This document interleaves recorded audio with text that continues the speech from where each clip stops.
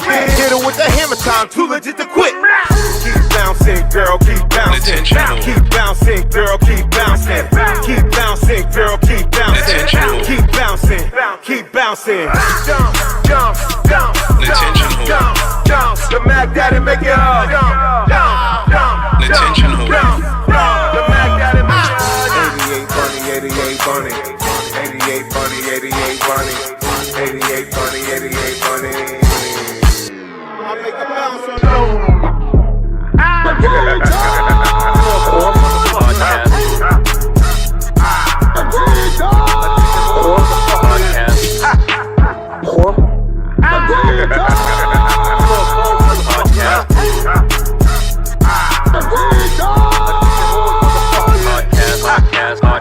Your style was so distinctive in the era when it was just lyricists, super dope style. Some niggas wasn't that nice. Their style was dope. I'm glad you mentioned that because that's what I be telling people about now. Because a lot of niggas ain't know I had bars back in the day. Yeah, you had bars. It wasn't about that. But It was the style. See, that's It was the style. But I had more that I wanted to actually do, but because of the group dynamic and what you got to play your role and position, and when you understand that, it's okay to be right here. When you know you could be crazy, of course it worked. Yeah. If it wasn't working, all right, but no, that style is working. we gotta start. I had to listen to my homies like, yo, Al, do it like that, on. that shit sound right. So I know. Of course, I wanted to trust you. talking so Right, but the cadence of the song, it wasn't for to the straight bars. You had to Smooth it down and get everybody involved. It was more inclusive. yeah, It wasn't just gonna be for 125th or niggas on Flatbush. This is gonna be for the niggas on the West Coast. This gonna be years. Niggas have vision back then. I didn't know, but the producers knew. Ill knew. Yo, nigga, nah, say that sing-songy shit.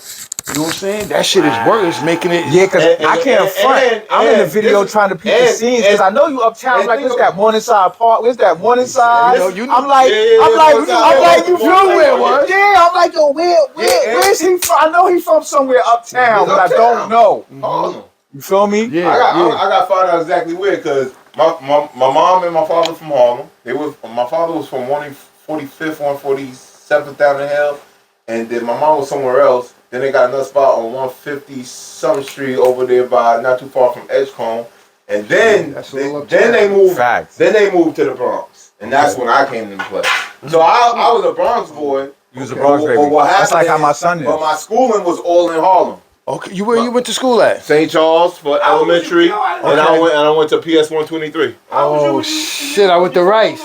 Oh, you went to Rice? Yeah. That's crazy. 125th. I was on 125th every day. Every day. That's the place to be. That's the place to be, though. St. Nick to Lenox, all up everywhere. New Yorker when you came over here. That's what. By 13. Yeah, niggas think that I'm on. Oh, hold on, let me get this right. Nigga, I met you in Teaneck. Yeah, I know. But y'all moved back. Y'all moved back out here. You saying? Oh, that's what I got. Y'all moved out to Jersey after you graduated. Yeah, I moved out to Jersey after I was in school for a while. I went to school. I went to St. Charles, then I went to PS 123. Finished that. Then I went to school for a little bit in the Bronx, but my mom didn't want me in that schooling. So and then we was getting to mad fights. Me and my sister, we just fighting all day. Right. So she knew where that was gonna go. I had a temper, so she moved us to Jersey because my aunt was already out here. Smart move. You know what I mean? Let me make it go up like this. So. Yeah, the Bronx would have chewed you up, boy, especially RPT. Bro, I already Nasty. know. You would have been on a different time, bro. I would totally different time. Yeah, I already know. You would have been on gang time. Bro, I would have been The Bronx is different. I would have been killed. I would have either killed somebody, caught a body, or been locked up. Because that's where I was going, man. Like I was really on that. Because I nobody really liked me like that except for a few people, like a few cool friends, and then, you know what I mean, I was always getting in the fights in the Bronx, and not too much in Harlem, but in the Bronx I was getting in fights all the time. You know what I mean? Bronx don't play that game. You know what I mean? Bronx is... They tap. I mean, I was watching something earlier with Amanda Seales, right? Who's and she was up there with, it was Amanda Seales versus 20 black the Jubilee. That's that Jubilee thing? I think so. And I seen that. I seen a clip of it. They sitting down, it's like one-on-one, and it's a debate. And somebody come in there, and they just be like, you know, we need to, and she's going back at them like strictly on some straight fact shit. But what happens with politics, I don't talk about politics because people get mad emotional. Everybody got their own perspective or whatever it is. Crazy to me. But these black folk was up there saying that systemic racism don't exist and all type of shit that she was debunking because they young children, they not seeing it, and they probably grew up with parents and they don't know the struggle. Right. See, they ain't walk across 125th Street in the 80s. They ain't have to encounter police brutality because they might live in a neighborhood that they ain't got to worry about that. Because their parents sacrificed and put them in that position. Right. So they're not experiencing our experience. Right. It's crazy. My father had me in bars and all types of shit, man. Me too. Give me a little piece of weed too, please. A little piece of weed? Nigga, the fuck you talking about? I already got anything. Give me some weed on layaway, nigga. He said a little piece. Layaway weed. Damn, we do that? Layaway weed. Nigga, I just got through school shopping, bro. Man, listen, I got bro. 4 boys, 126. He helped me. He helped me with his 18-year-old little brother. That's gangster. He's out of school. I like that. That's real gangster. And that was just on some we gonna get this nigga some good clean job clothes. Khaki, shit like that. Proper attire. You know what I'm saying? Just to proper go on attire. Interviews. Then my 10-year-old, he's the guy I'm gonna help you out with this little nigga. Cause he's following his footsteps with the basketball shit. Good. With the team I helped build over fucking 15, 16, 17 years ago. Then we got my 3-year-old who just needs a new Avengers Spider-Man bag. Book bag. The 3-year-old you ain't got to worry about. Nah, you feel me? Nah, not yet. That's just a fresh pack of pull-ups. You know what I mean? Some new Spider-Man sneakers. Right. Shit like that. That's all that is, man. It's a blessing though, bro. Yeah. Yes, it is. Yes, sir. My son on bullshit, boy. 15. He's on bullshit, What kid. you mean he on bullshit? Yo, everything's expensive. It's like he's on bullshit, bro. It's It's crazy. It's that teenage shit. You know, you got you already independent now, but now you seeing your friends might have a certain level, and you like, damn, I can't really hang if my shit ain't up to par. Yeah. And I heard a That's song. how it go. I remember that day. I heard a song. Benny Butcher, he said one thing. He said, "Man, I had to hustle with shit. My pop should have got me." And once I heard that, I said, "Nah, whatever you ask for, even though I be tight and I feel like you don't deserve it." Benny say shit like that shit too. hit my heart so Word. hard. Benny say shit like that. Nah, bro. When he rap, he say shit like he said shit to hit your heart. Like what the fuck? because I felt that shit. I'm like, damn. See how he said that? Microphone check 1 2. What is this? That's how y'all shit was embedded in culture. Right. I'm coming out of school. I'm seeing my niggas, and I'm yelling for the homies. Where my home? That's Like it's just off of Yo, it's crazy. it's cultural. Me and Takeoff actually did that song over. Scriptures on the wall. It's hieroglyphics on the wall of culture, bro. When? Certain Where's that things recording just at? embedded in culture. You know what I mean? Right. When y'all made that song, Where's that recording? for me, that was a call to arms type of shit. right. You know what I'm saying? Right. And you grew up where at? In Hackensack. In Hackensack. Hackensack, New Damn, Jersey. yeah. That's what's up. Hackensack, New Jersey. That was a call to arms. That's what's up. Like, Tapping niggas in. That's knew, what's like, up, brother. Oh shit! Shit! let me We try going to do this We one. going to the arcade. We going to the rec. We going to the after school shit.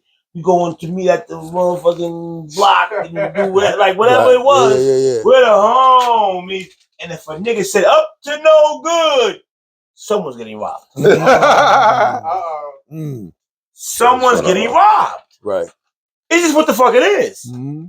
Up to no good. Yeah, niggas getting robbed. Oh, And that was the grimy 90s This too. is the You grimy heard? 90s, The grimy bro. 90s early. this is grimy 90s, bro. Yeah.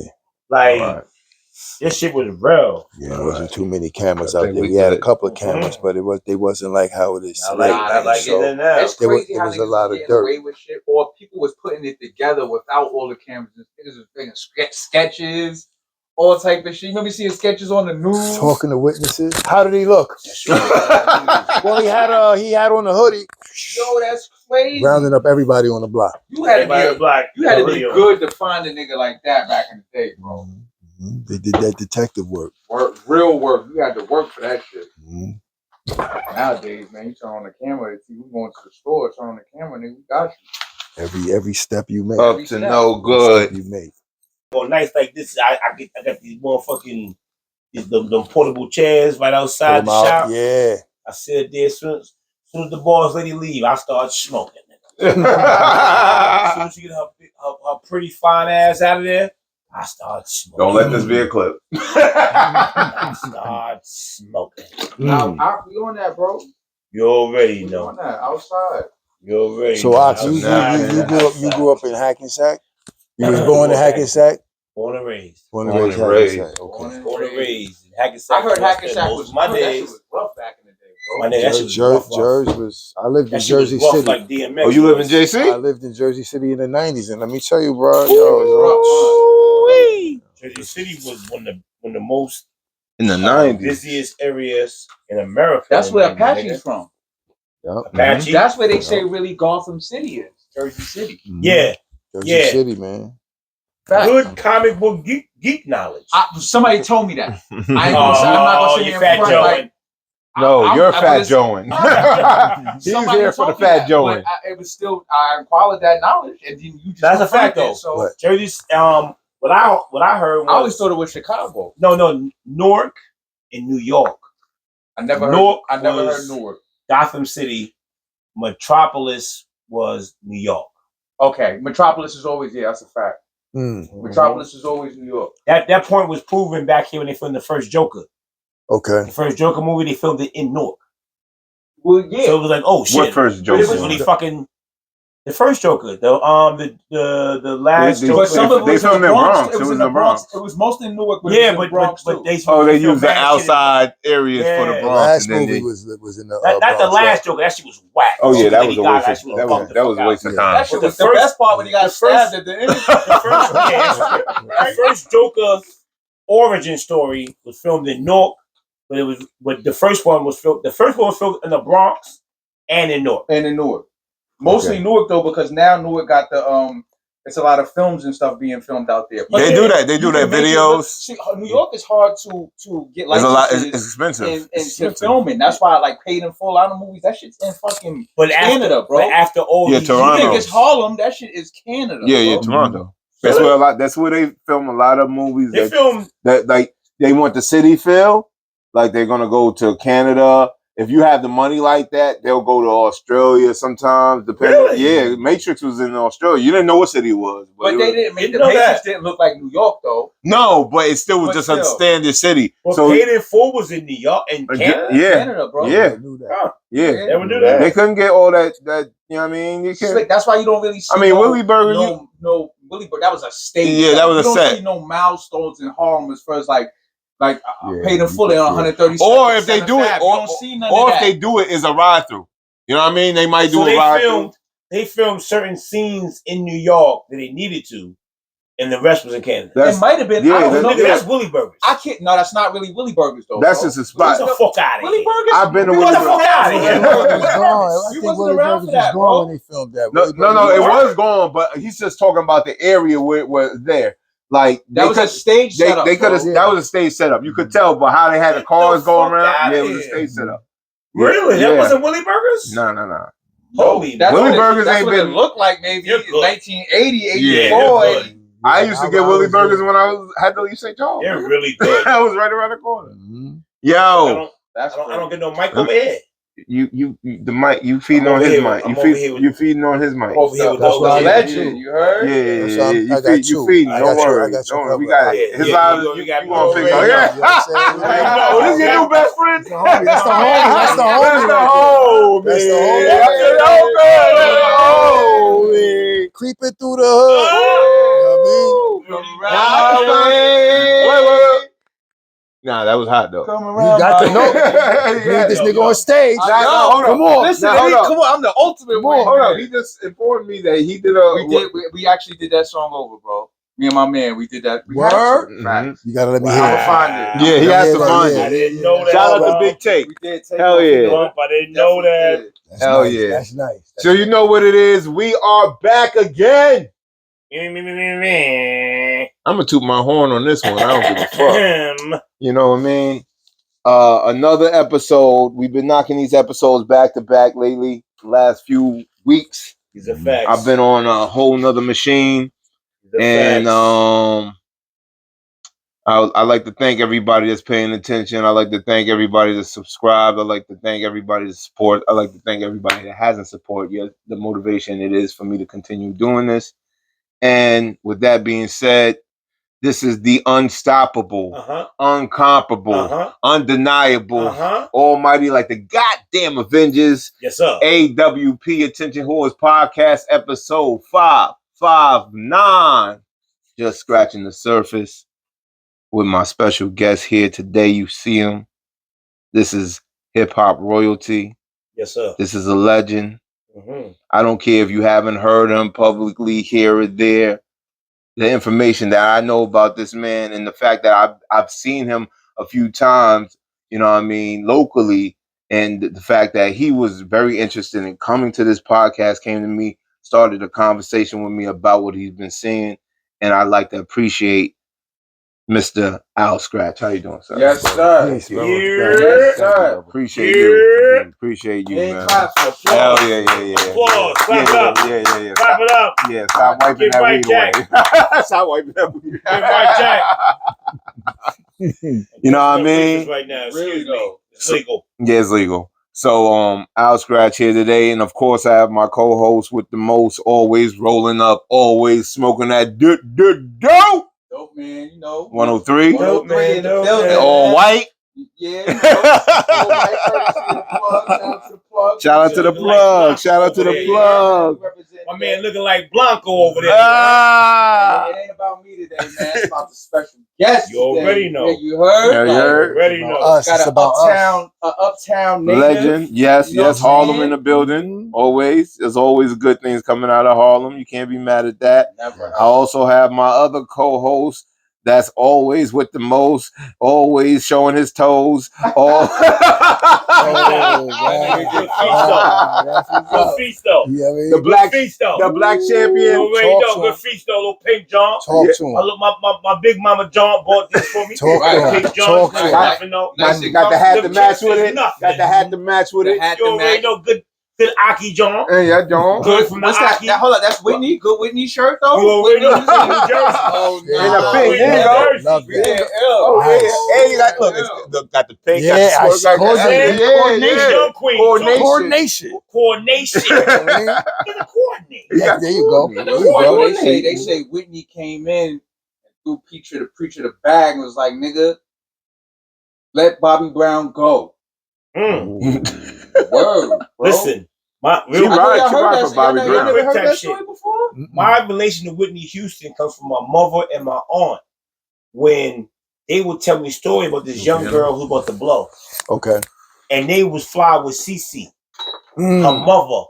CC I met as a BB little and boy. CC? No, Cece, CC Peniston? Cece Houston. CC Houston. Cece Houston. Okay. That was my mother and my aunt friend. You Oh, understand what I'm peace. saying?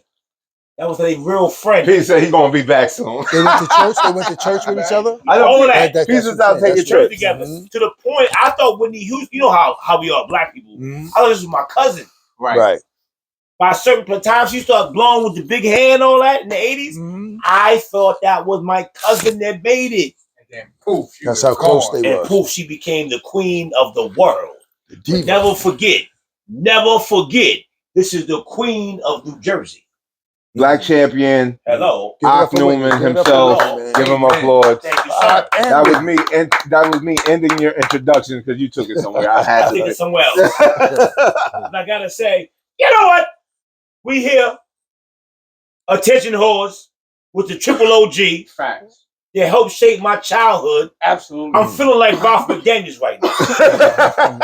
I'm Big shout feeling to like Ralph. Ralph Shout to Uncle McDaniels. Ralph. Shout out to Ralph. Uncle Ralph. Yeah. I guess I'm feeling like Big Tigger a little bit. He said, You're very Shout out to Tigerish. Tig. Shout out to Tig. Big Shout out to Big You got Tigger. the orange on. We clipping all The that. orange Yes. on, You you got the know. orange on. You looking good? I'm trying. Looking good? I'm trying. You know, I'm doing I a little don't bit. like the orange too much. That reminds me of being in the county. Oh, he took it. River You Street twisted. Hotel. Those not good times. My Not nigga good had it's living. over. many stays at the Them River days Street, is over, you the heard? River Street Hotel Mhm. with the riverside view. I got you.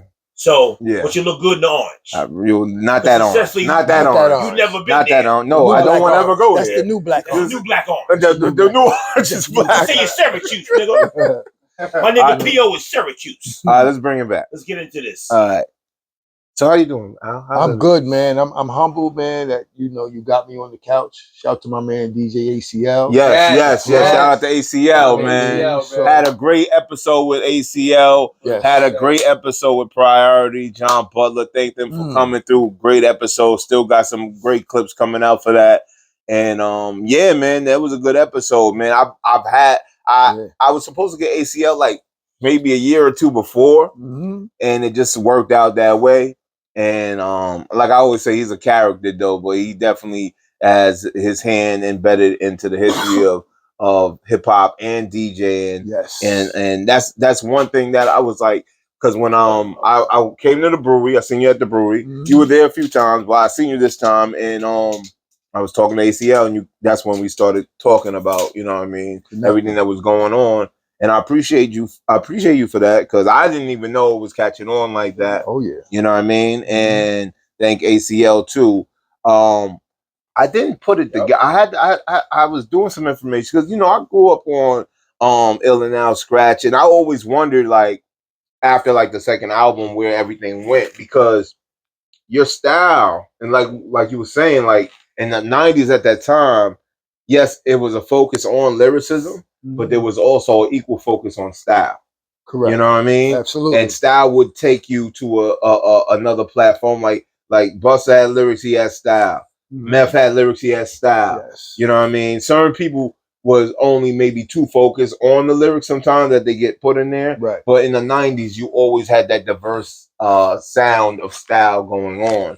And it was your voice, man. Your voice really was an instrument that everybody could catch on to, like a little bit more. Like I think Big Ill, he had that sound, and it's funny because he's from Brooklyn, right? He's from Brooklyn. He's a Brooklyn dude.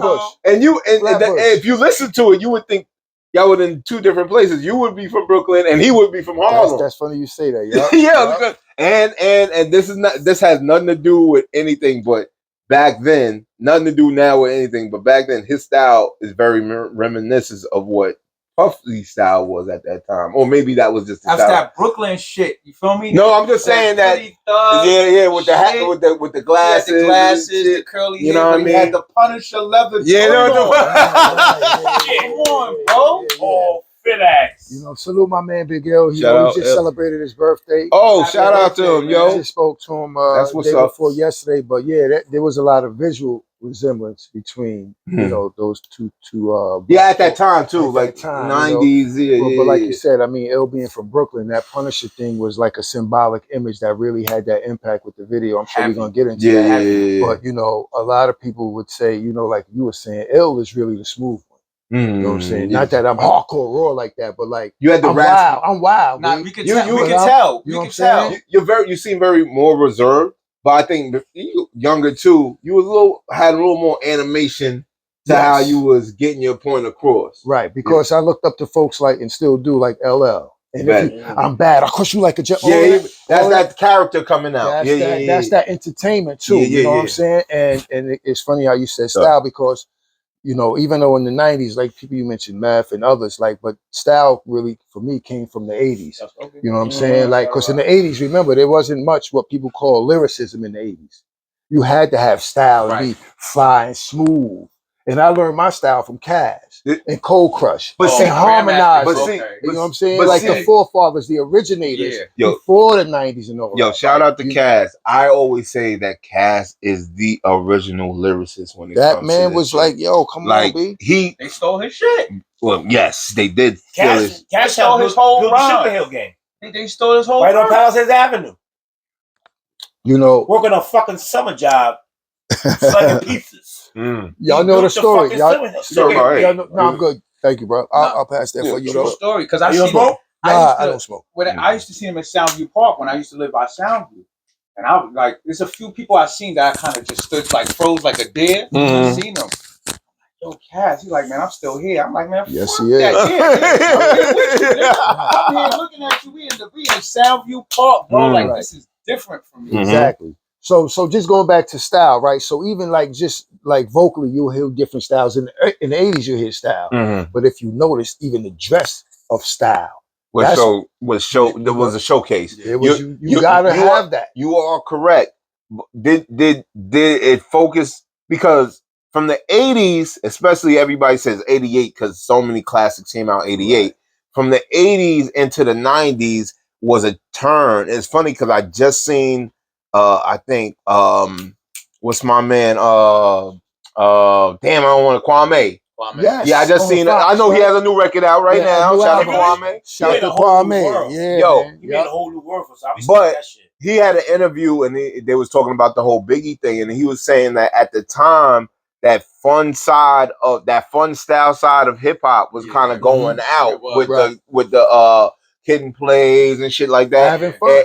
And then the grimier part. So when Biggie said what he said, it had effect.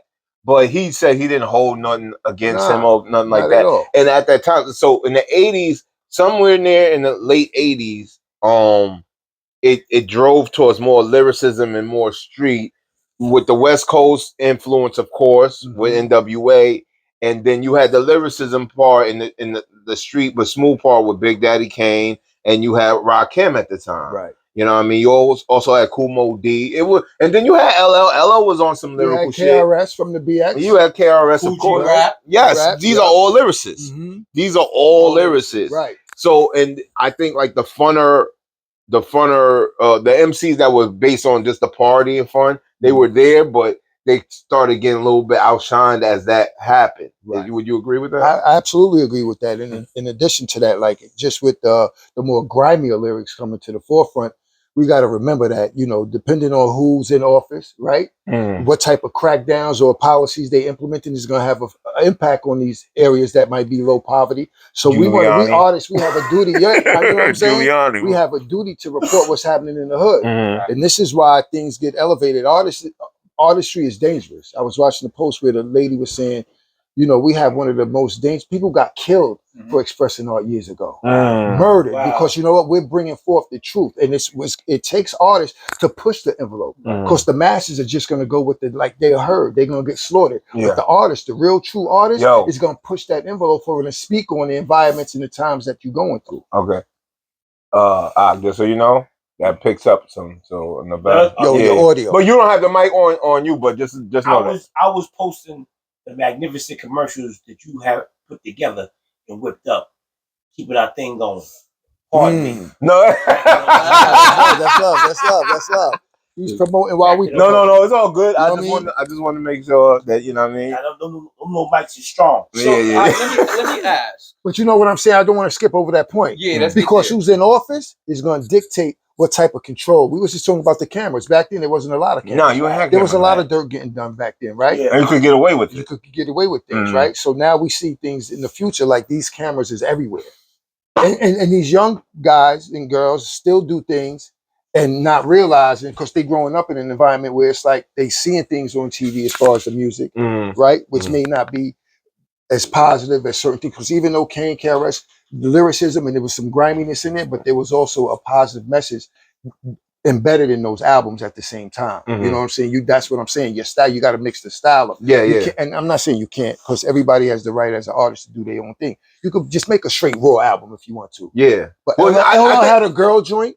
He had a raw joint. He had a joint where I'm a battle Kool Moe D party joint, and that's what style is. Because he was versatile. He was versatile with it. I think it's easier to do what you're talking about now when you could just do an album any fashion, because the rules that you have to do a certain type of album or song or record from a certain kind of artist, those rules is kind of let go now. Right. You know what I mean? Right. Absolutely. Due to social media, due to just the new verge of the artists. Change of everything. The generation is different.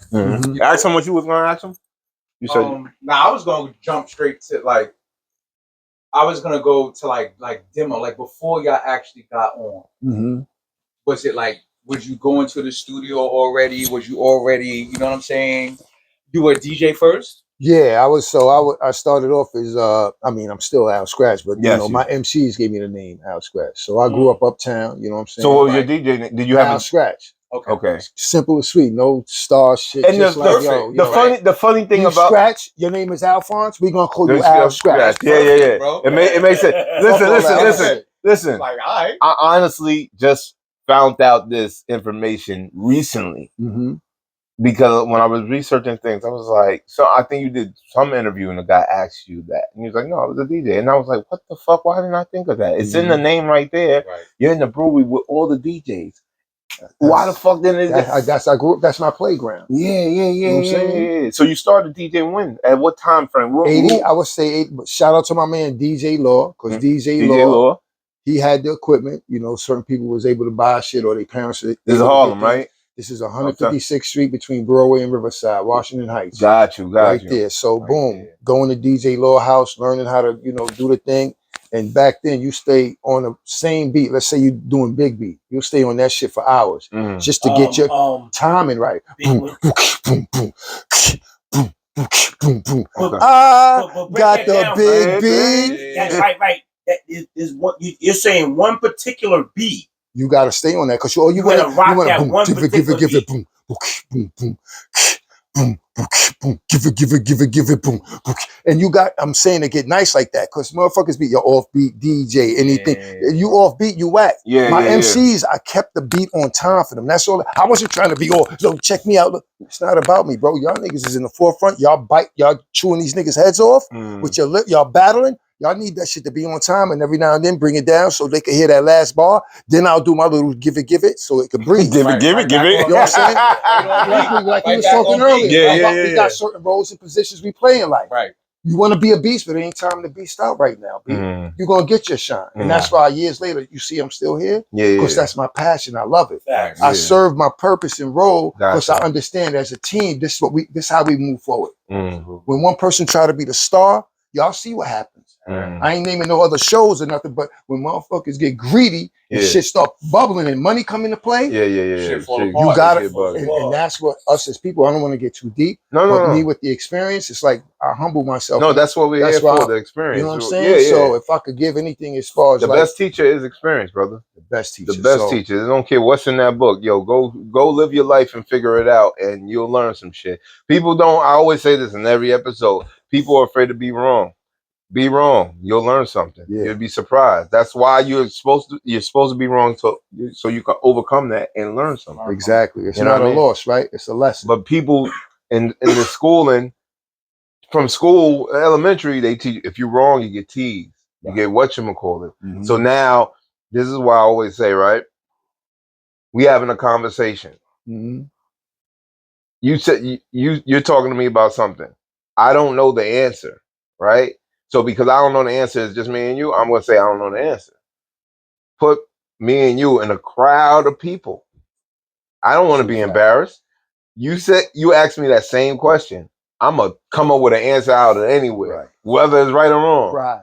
Yes. And that's the problem with people, just generally speaking. Exactly. You know what I mean? Yes, indeed. Yes, indeed. But getting back to I started, that was me, Al Skratch, DJ Law, doing parties uptown at the intersection on the red bricks in the museum. It's now Boricua College. Well, it was Boricua College back then, but years ago, it was actually the American Indian Museum.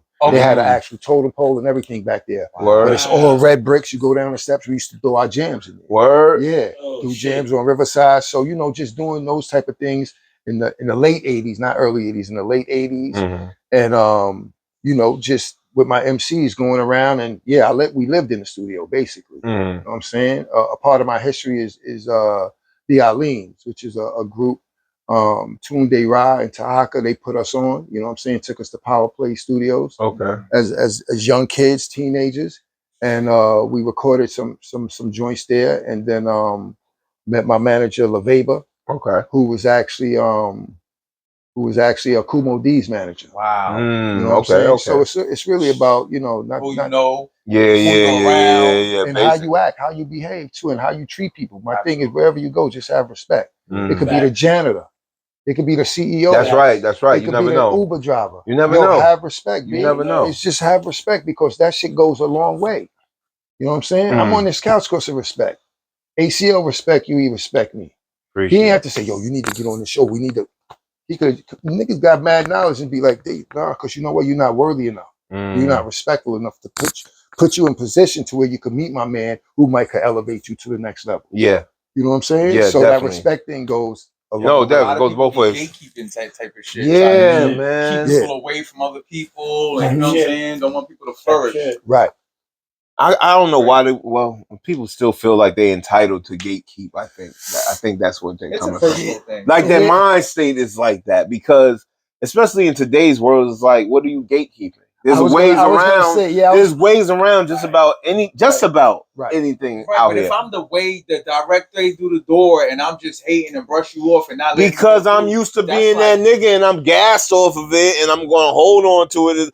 Listen, I ain't want to get into it, but Flex is a perfect example. I'm sorry. Well, I was going to say, you brought that. I was going to say, is gatekeeping, in your opinion, like, would you call that like a form of power tripping? Yeah. In my opinion, to me, that's what that kind of is. Yeah. Like if I hold the key to you getting this meeting with this executive at this record label, and I'm like, and I listen to your shit, and I know it's banging, I'm like, nah, I don't fuck with this. Facts, shit like that. That's power tripping, bro. Because you got the power to put me on, but you don't, and you know I'm nice. Yes. You know it. You know it could pop and bubble, and you know you can make money. But guess what? You like, I'll make money over here with my man's ain't that nice, right? But it's in my little pocket. Right. Exactly. So I can handle what I want to handle. Bro, that shit's whack. Man. That shit that whack. You know what I mean? But it's all good though, you know what I'm saying? Because the strongest gonna survive, cream gonna always rise to the top. So always. You know what I'm saying? Now my cousin, I don't know if you know him, my cousin is DJ Dan CE. Dan CE, I heard the name. Yeah, he be at the brewery sometimes. He knows ACL knows him and all that stuff. Yeah, that's my hometown. Yeah, Douglas. He from Douglas. Shout out. I said it right? Downtown. Yeah, okay, I want to make sure. What are you doing? Okay, my bad. You want to put it on? Look. Yeah, you got no more, dude. You got to charge it at the same time? Yeah. I don't have to charge it. How much juice you got? Oh, you got half. Yeah. I want to get it on me over there. Yeah. Don't stop. No. Don't stop what you doing. History, you man. No, you want to. You know what I'm saying? And it's good I can identify with the places because you're saying Riverside. I just everything you're saying, I'm seeing it like, damn. I'm gonna take you further, right? I don't know if you saw my other interview that I had just did, but so we grew up in the studio and we grew up in rooftop roller. You know what I'm talking about, right? So this wait. Yeah, that's right. He was there for that. They was there for that. I mean, Willie Burgers, all that. I was really young. Right. I'm giving away my age. No. My sister's 7. I'm 45. My sister's 7 years older than me. Okay. So she took me to the Willie Burgers because she had to watch me and all that shit. So she had her time running around. You got to go. Just for the black don't crack theory. What is your physical degree? I'm double nickel. I'm double nickel, baby. That's my oldest brother. You feel me? I'm double nickel, but listen, age don't matter. That's the time constraint where it don't even exist. No. That energy is what it is. You're right. It just helps me identify with the crowd. Because I got older brothers, so I know that was that time. Adversity. Right. Absolutely. Right. Double nickel. Absolutely. Look good. Hella stories. That's right. Man. You know what I'm saying? Like when we was upstairs talking to the elder, we would love to sit down with her and get her story. Yeah. Before my mom passed, I sat down. You sat down with her. Recorded. Because this is how we did it in Africa. Those stories get passed down through tongue. Now, y'all asked me if I did an episode up there. I actually did. I didn't record her. But I didn't record her visually, but I recorded her and I have an episode like that with her and my uncle from California. Yeah, those is the moments, definitely. Because you learn so much more. Like I learned so much more later on in life. My father passed. It'll be 10 years next year. Okay, he passed away, right? Wow. And he passed at 77. He had me at 40. At 41. He had me at 41. I was the last of his kids. Okay. You know what I mean? I'm the baby. Right? Yeah. My I have older sisters and stuff like that and cousins and things of that nature. Okay. But he was running the street till he was damn near in his 60s and shit. Harlem, right? Yeah. Come on, man. That's Harlem back in the 70s. Come on, it's thriving and it's alive. Hey, Ak is good. What's going on with Ak? Nah, Ak is fine. Ak is fine. Look. I'm making me nervous. I'm making me nervous. Coming down for Ak. Like, yo, what we doing, man? You the homie. You the homie. I can hold wherever he goes. Okay, I'm just saying. I let him roll. No. There's no harm, no foul. You ain't got to worry. We got to look out for Ike. We Okay. ain't got to worry He good. about All right, Ike. bet. All right. Shout out to everybody on the live. I go wander off around the corner. Where the fuck I go? Right. We here with the older guard, man. You already know, man. Peace to the gods and you know what I mean? The God sit double nickel, man. You know what I mean? It's man. That's power. That's something else, man. Mm-hmm. Listen, man. Exactly. Listen. Salute. I ain't know he had backup like that already. Yo, indeed, man. We here. That's libraries of adversity right there, man. Hold on, we got a lot to get That's to. libraries Of adversity right We're there. gonna pick up right where you was saying at. what I had said. You met the manager, the same manager as LeVay Mallison, yep. Facts. And of course they was in Rooftop, Gusto, Brucey B. I know Brucey B. Yes. I mean, just being in that disco back then, seeing, all the people we know and from Paid in Full, Iron Glamour. They was there. But I seen things growing up. Right. I seen LL come in. I seen and the thing back then, right? They had I forget my man's name, but they had the Polaroids and they had the backdrop and everybody that was fly. The backdrop you go joint. to the picture. Right. That's back when the Polaroid was king. Yeah. We still seeing them pictures to this day. Yes. They last. They stand the test of time. That's crazy. But anyway, Gusto and LeVay, they had the studio upstairs. Rooftop for everybody that don't know is 155th between 8th and the next thing is the highway, really. FDR. Right. But just going up there, playing around, and it was across from the Rucker, right? Grounds, That's the Polo Grounds. Yeah, right there. Yeah, that's right. He had me in the Polo Grounds too. You know what I mean? I was outside in the low wares. Huh? That's the valley. That's the valley. That's the valley. Yeah. I ain't never been to the low wares. That's the valley. Listen. As a youth, I have. I'm not doing no. As a picnic.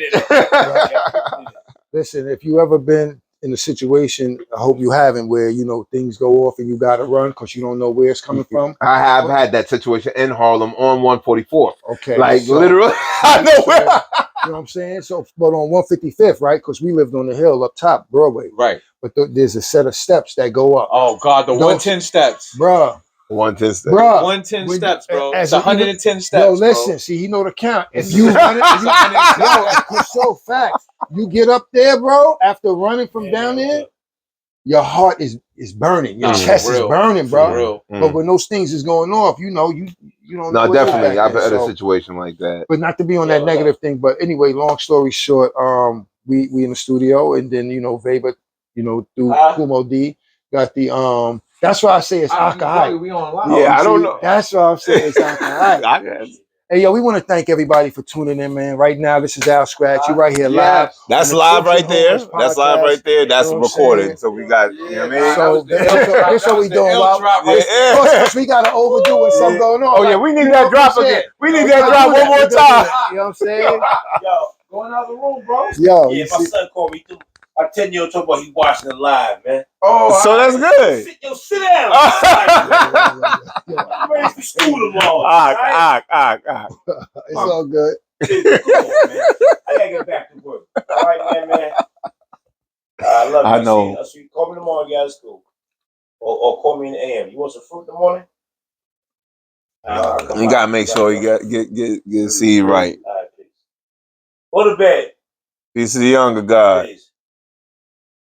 I like you. Watching your life, Dad. Watching your life. We're saying bad words? Is that he was in that stage heavy. Smoking, talking crazy. He was in that stage heavy. How old is he? 10 years old. Come sit down, bro. Yo, get the strap. Get the strap. Yo, put up. You get somebody to say yo. No, but that's black love, though. That's excellent. Yeah, all right. I know y'all was breaking everything down. Mm-hmm.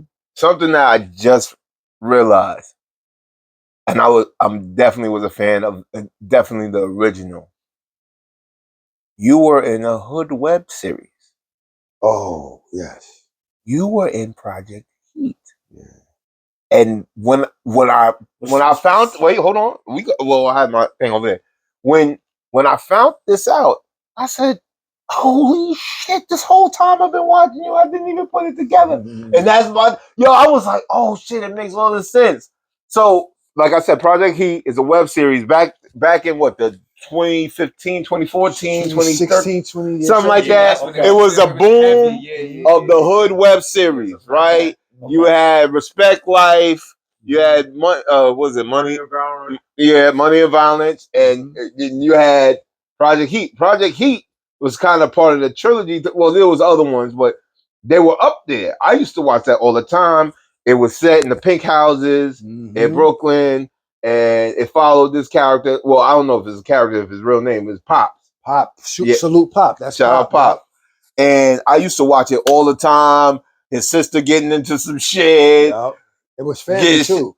Real family. Yeah, real family. Because this is web series time. You taking who like really out there with you, and you like putting the camera on and you acting. Or acting as well as you can. Like you learn as you go. Right.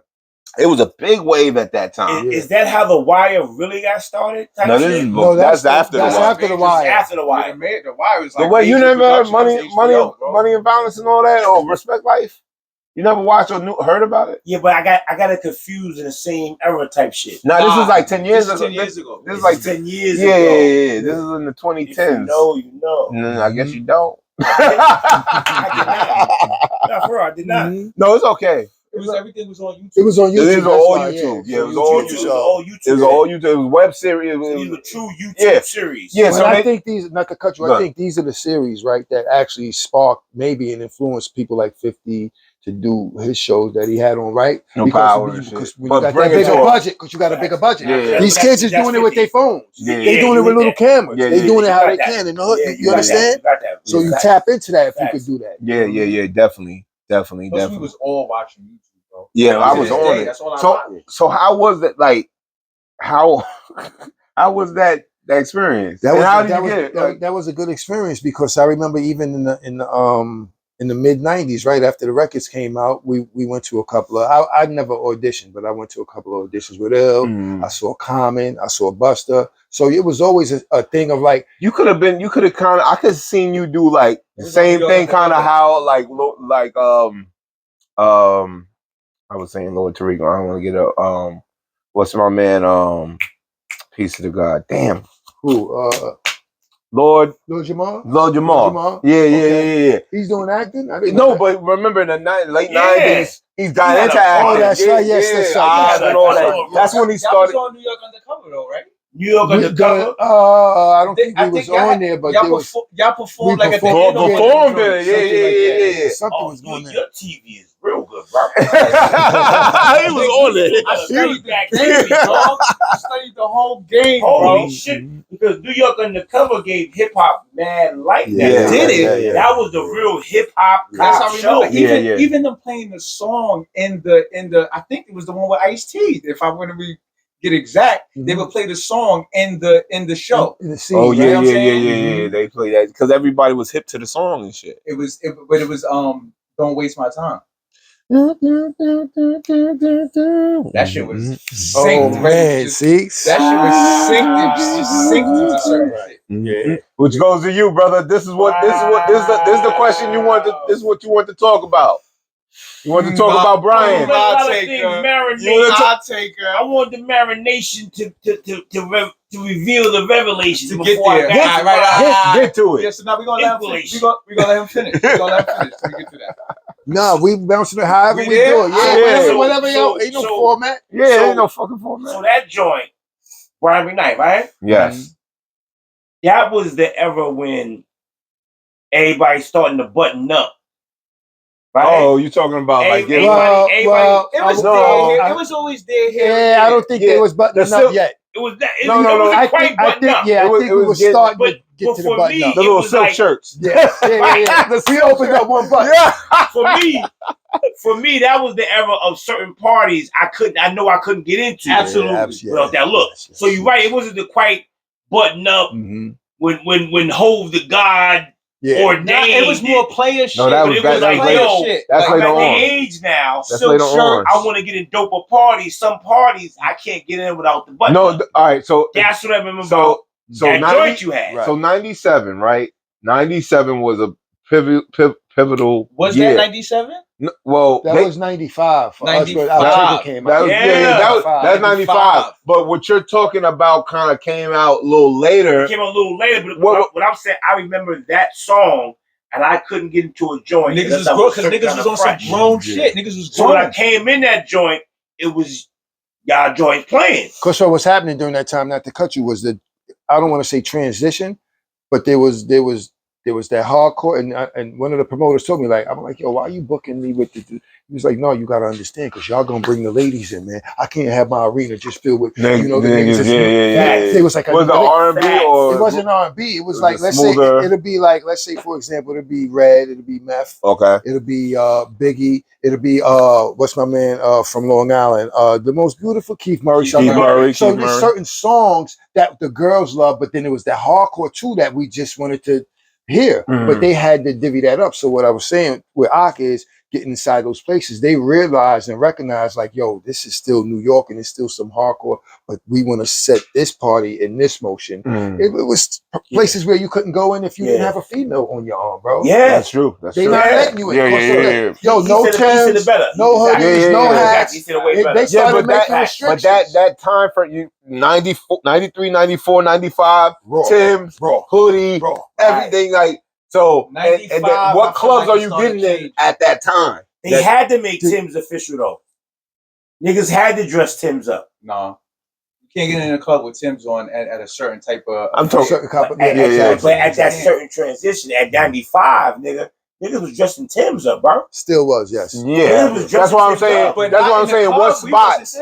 No, I'm still high school, but still, he's younger. But I'm saying. What spots were they hood? Were they like street spots that like the Palladium on 14th Street, for example? Because that you got a mix. You got people coming from Connecticut. You got different ethnicities of people. Got you. You know what I'm saying? And some people come out to club and party and really have a great time. And then you got people that just want to come out and just feel the vibe and be like this. They ain't dancing or nothing, but they want to hear it loud. That's stick up king vibe. That's, I mean, it can be, you know what I'm saying? Depending on the club. Yeah. In the Palladium, man, they're doing that because you getting everything is getting. Yeah, you're right. Then you got what was the spots they was catching them at? Tunnel. Well, the tunnel was the tunnel. The tunnel was like the center of all. Was no holds barred. There was some holes in the wall in Brooklyn too. Okay. Everybody right now. Listen, back then people was getting money, and you could be whatever on the street entrepreneur, and you getting money, and you like, yo man, let's get ill now here, B. We gonna open it up and boom, boom, boom, and just we gonna pay this because you got the bread. We gonna get you there. We gonna give you what's your bag? We got that covered. My G, stay at the hotel. Boom, boom, boom. Come to the spot. Yeah. And that's what it is.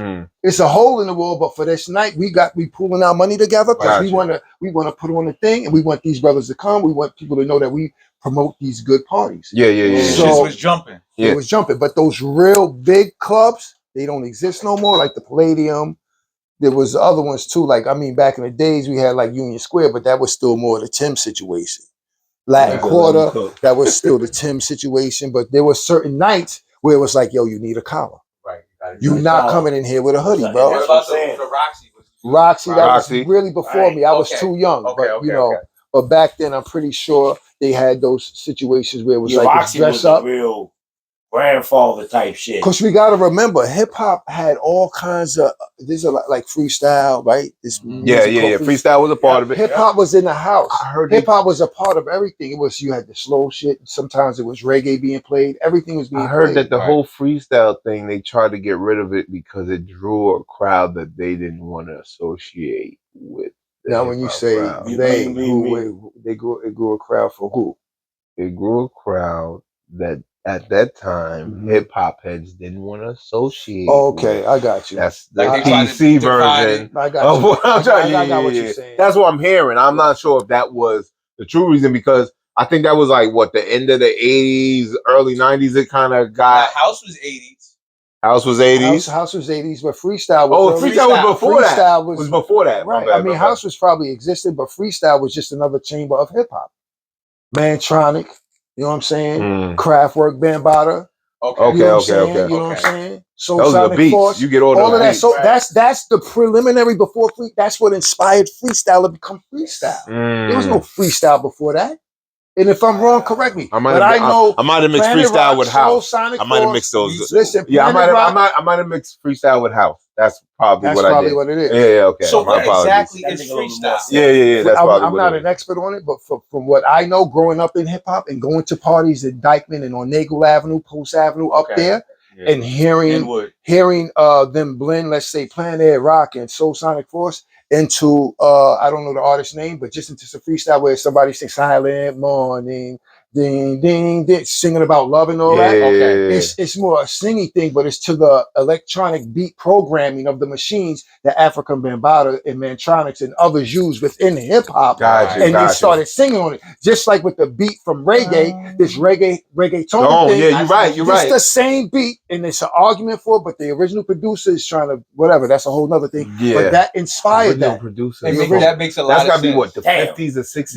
No, it was in that drum. No, that actual rhythm. That actual 70s? rhythm wasn't the 70s. I think it was 80s, and I forget the artist, but we could fact check. Because didn't they have didn't Bob Marley have certain? No, that beat is boom, get boom, get boom, get boom. That's all that beat is. You're right. It's a dance. You're right. Yeah, it's a dance. Yeah. No, it's not reggae. It became reggaeton. It was originally. I'm gonna still say reggaeton-ish. Yeah, ish. That's what it is. It's the ish. It's the ish. He said, it's reggae, you got the tone. Right. You know what I mean? But I was just making a point that hip hop really, influenced and evolved a lot of music genres that we have here today. Gotcha. That a lot of these kids might not even know and understand. That make a lot of sense because a lot of those songs I would say house, but it gets the freestyle like and it would be like boo, boo, boo. It would have the you're right. Kinda, You're right. Same kind of drum. Facts. Mm-hmm. So a lot of people would say that house really was spawned from, and I could be wrong on this too, but disco. Disco was a type of music, right? That they kind of like. That makes a lot of sense. You know what I mean? Disco was that fast pace. You know what I'm saying? Yeah. I definitely see that disco transition. Yeah, you can see that. I mean? So, but yeah, music is a beautiful thing. Yeah, they thing. took disco into a house and said, "Or keep it here." That's what you're calling it. It's house. Exactly. Like I was telling you, my cousin Dan CE, was talking to him, and he told me to ask you about classic material. That's my brother Carlos. Classic material. Salute Low, CMNY. You know what I mean? He said you would have a lot to talk about that, so I wanted to make sure I brought that up. What is your relationship and how did that come about with classic material? Well, Los, I met Los. I was at a Tony Touch party. Okay. And I wasn't out. I really just started coming back out and being active. Like after my mom passed, right? Oh, so condolences. But that was like, I don't know, 2017 or whatever it is. I forget the exact year. Around my father was 2016. So around the same time. Mm-hmm. I go through it every day. Yeah, you never get over that. My mother was 8 years ago. Yeah, you never get over that. You know what I'm saying? Yeah, I go through it. So. But they living through us. Yeah. They living through us. And they come back. They come back through our most favorite things. Like I know my mother came back with the Andre 3000 verse on Kanye album on Donda. Oh, okay, I know what you're talking about. If you listen to that verse, it's like the best verse of all time of a male who loves hip hop losing their mom. Right. For me, I'm gonna go back and listen to that. For me, go back and listen to that, bro. Like it's just the highs and lows of it, the everything. I can say right now, a fly musical type of literature. You know what I'm saying? It's there. It's there. And for me, of how I have my 3-year-old. I have a 3-year-old, and he said something about I know you're there by a baby's laugh. Saying I heard the shit and I have my little baby. I got my mom's watch kids. So music, and again, getting back to your music, like it's so powerful. It shapes the imagination or what you're going through or the pain or the success. You know what I'm saying? Like it really shapes them. I'm telling you, bro. This came outside. Where my home? This is 8th grade, bro. Nah, you're right though. 8th grade, you're right. Man. And I know what you're saying. Said up to no good, we are going to be in trouble. That afternoon. Yeah, I understand that. No, you're right though. The music is powerful and very impactful and visually, like you're saying. My man DJ Mac, actually just did a collaboration visual. Because where my homie sampled, a lot of people might know it's Barry White, and it's called it's called Playing Your Game. You know what I'm saying?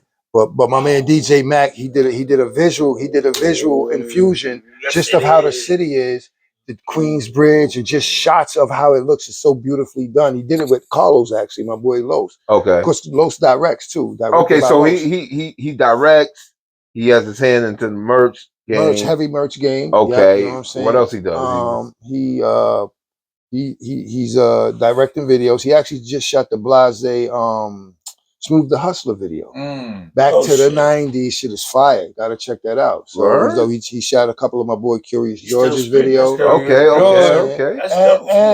And really what Los does, you know, a lot of people notice is he promotes parties around New York. And it's different types of parties. Okay. You know what I'm saying? So it could be a hip hop joint like we was just talking about. Right. Then he might have a joint where it's a little more, you know, dancey. You know, we had a segment where we did the I Love the Old New York parties. Okay. You know How old are we talking in New York? I mean, you going back to New York, sometimes we play stuff from the 70s, 80s. Breakbeat Lou. Salute Breakbeat Lou. He was one of the real DJs hip hop like, shit. If it wasn't for Breakbeat Lou, like all of those ultimate break beats and albums, all these producers would not have these dirty, crispy samples because he put that collaboration together and released them in the 80s. Gotcha.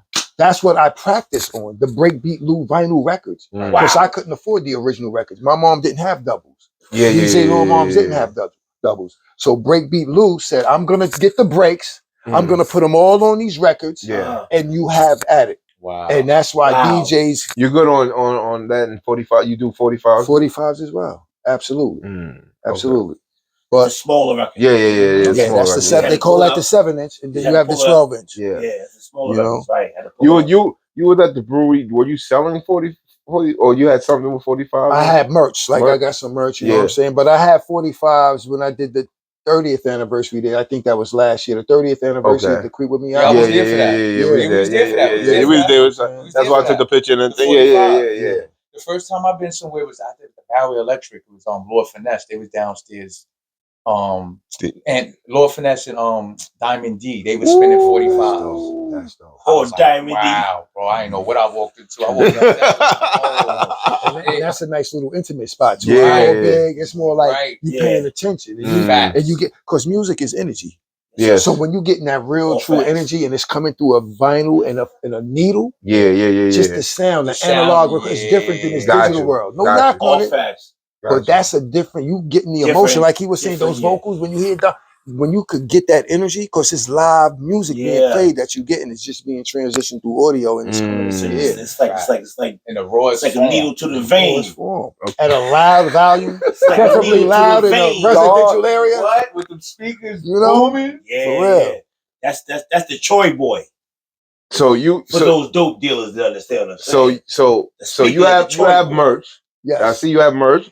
And do you work with classic material dealing with the merch, or Los did my 25th anniversary shirt. Okay. He did the what's the 25th? That's the one with me and Ill on the front. Okay. Where I'm coming out the sunroof of the Benz. Got you. And it was on the front. Yeah. Then he did the 30th anniversary joint. He did the hats. He gets the hats done for me. Got you. So yeah. What's the logo? The logo. I wanted to know what's the meaning. So the science behind the logo, I wanted to do something different, right? This is the wear my homies hat, right? Got you. Joint. It's the Ill Out Skratch, but this logo is a symbol of my name. And what it is, it's an A inside of an S. The S is wrapping around the A, if you can see it. Okay. I wanted it to be simple, not all complicated in design. I see how the A is. You play with how the A is designed is by people. You know what I'm saying? So that's what that means. That's just the official stamp. Because if you get this anywhere else and ain't got that stamp on it, I got it. If it got the stamp on it, it's some other shit that I got going on. That's how you know it's the real deal. Okay. But yeah, Los does that. Los does merch for and he's a humble dude, you know. But Los does merch for a lot of people. Zelda, you know. I mean, it's so he's working. Yes, because people know, like, you know, he's gonna get it done. He's the man, and that atmosphere that a lot of people go to get their stuff out. Because he captures a certain time frame in the '90s, where it's boom bap, really. You know what I'm saying? Yeah. The boom bap.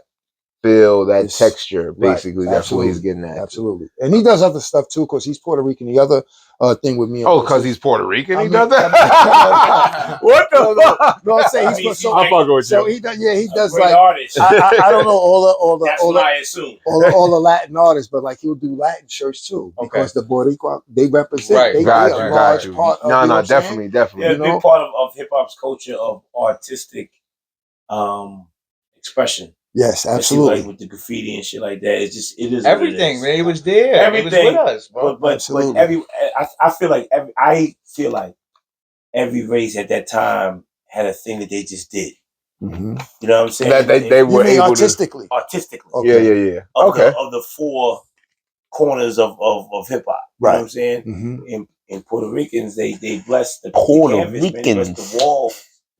They blessed all breaking types into of like shit, a man. motherfucker. They blessed the cardboard. The Word, linoleum. cardboard. It was on that shit. Come on, And man. they got a whole parade for no reason. Yo, salute Crazy Legs, man. That You know what I'm dude saying? been That's how I see that. You know? That's how I was raised. Black and Puerto Ricans. Mm-hmm. Puerto Rican. Yeah, I was Black and raised. Puerto Ricans. I thought everybody that was Spanish was Puerto Rican. And it's Puerto Rican and Mexicans. That's all I knew. I didn't know anything in between. I didn't know Mexicans for years. Well, you hear Mexicans, you just knew they was in We Cali. knew what they I were. didn't know Yeah, that's how I knew. Yeah. And that was because of movies and shit. Right. Okay. That's how I learned. It's crazy, but like, you know, Word up, man. that's what it was. Sanford and Son. Sanford and Son Mexican is crazy. Puerto Rican. Mhm. Puerto Rican. Right. And then growing up in beautiful Hackensack, I learned the different Dominicans. Yeah, later.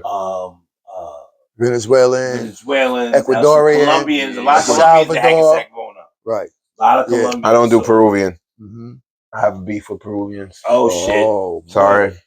Peruvians Do me in. I ain't paid them yet. Nigga, fuck out of here, You gotta man. watch our back, bro. Nah, son. You gotta watch our back, bro. That's my logo.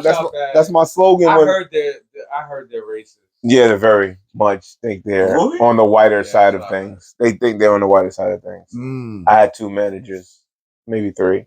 And none, no. Good shit come from Peru. I mean, the good shit. This is what I hear. I've been to a couple of Peruvian restaurants. The good shit, they It's like good to be food, white. Good food. Put Good it food together. for sure. There you go. The good white. Different. The chicken is different, right? I think everybody's chicken is different out of America. Peruvian got some good shit. I ain't gonna lie. But salute to all the Hispanic. That's right. You know, Get that disclaimer. Races, Get that disclaimer. We love y'all all. We embrace everybody. That's man. right. That's right. All right. So everybody knows that you're known for being a part of the group Ill and Out Skratch, right? Mm-hmm. When you came out with For My Home, well, that is a remix. Officially that's a remix. To the world they don't know, but but to the record label and the industry exec, it was set up as a remix featuring you.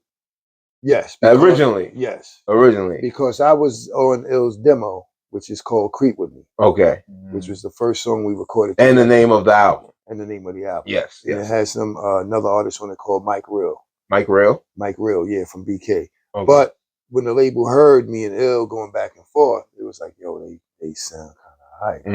Like, yo, you know what? Why don't y'all two go back in, do a remix to this? You know what I'm saying? So that's when and the remix sound like a whole. Of course, LG. Salute LG, the Large God, Lafayette Gardens. You know what I'm saying? Mm-hmm. That's Easy Mo B's brother, but he the one who both of them are soulful brothers. But wow, he came through with that Barry White, man. And like I said, we lived in the studio, so when you got access to the studio and that loop is playing and you treeing it up, so the original Creep with Me has a different beat, has a different beat.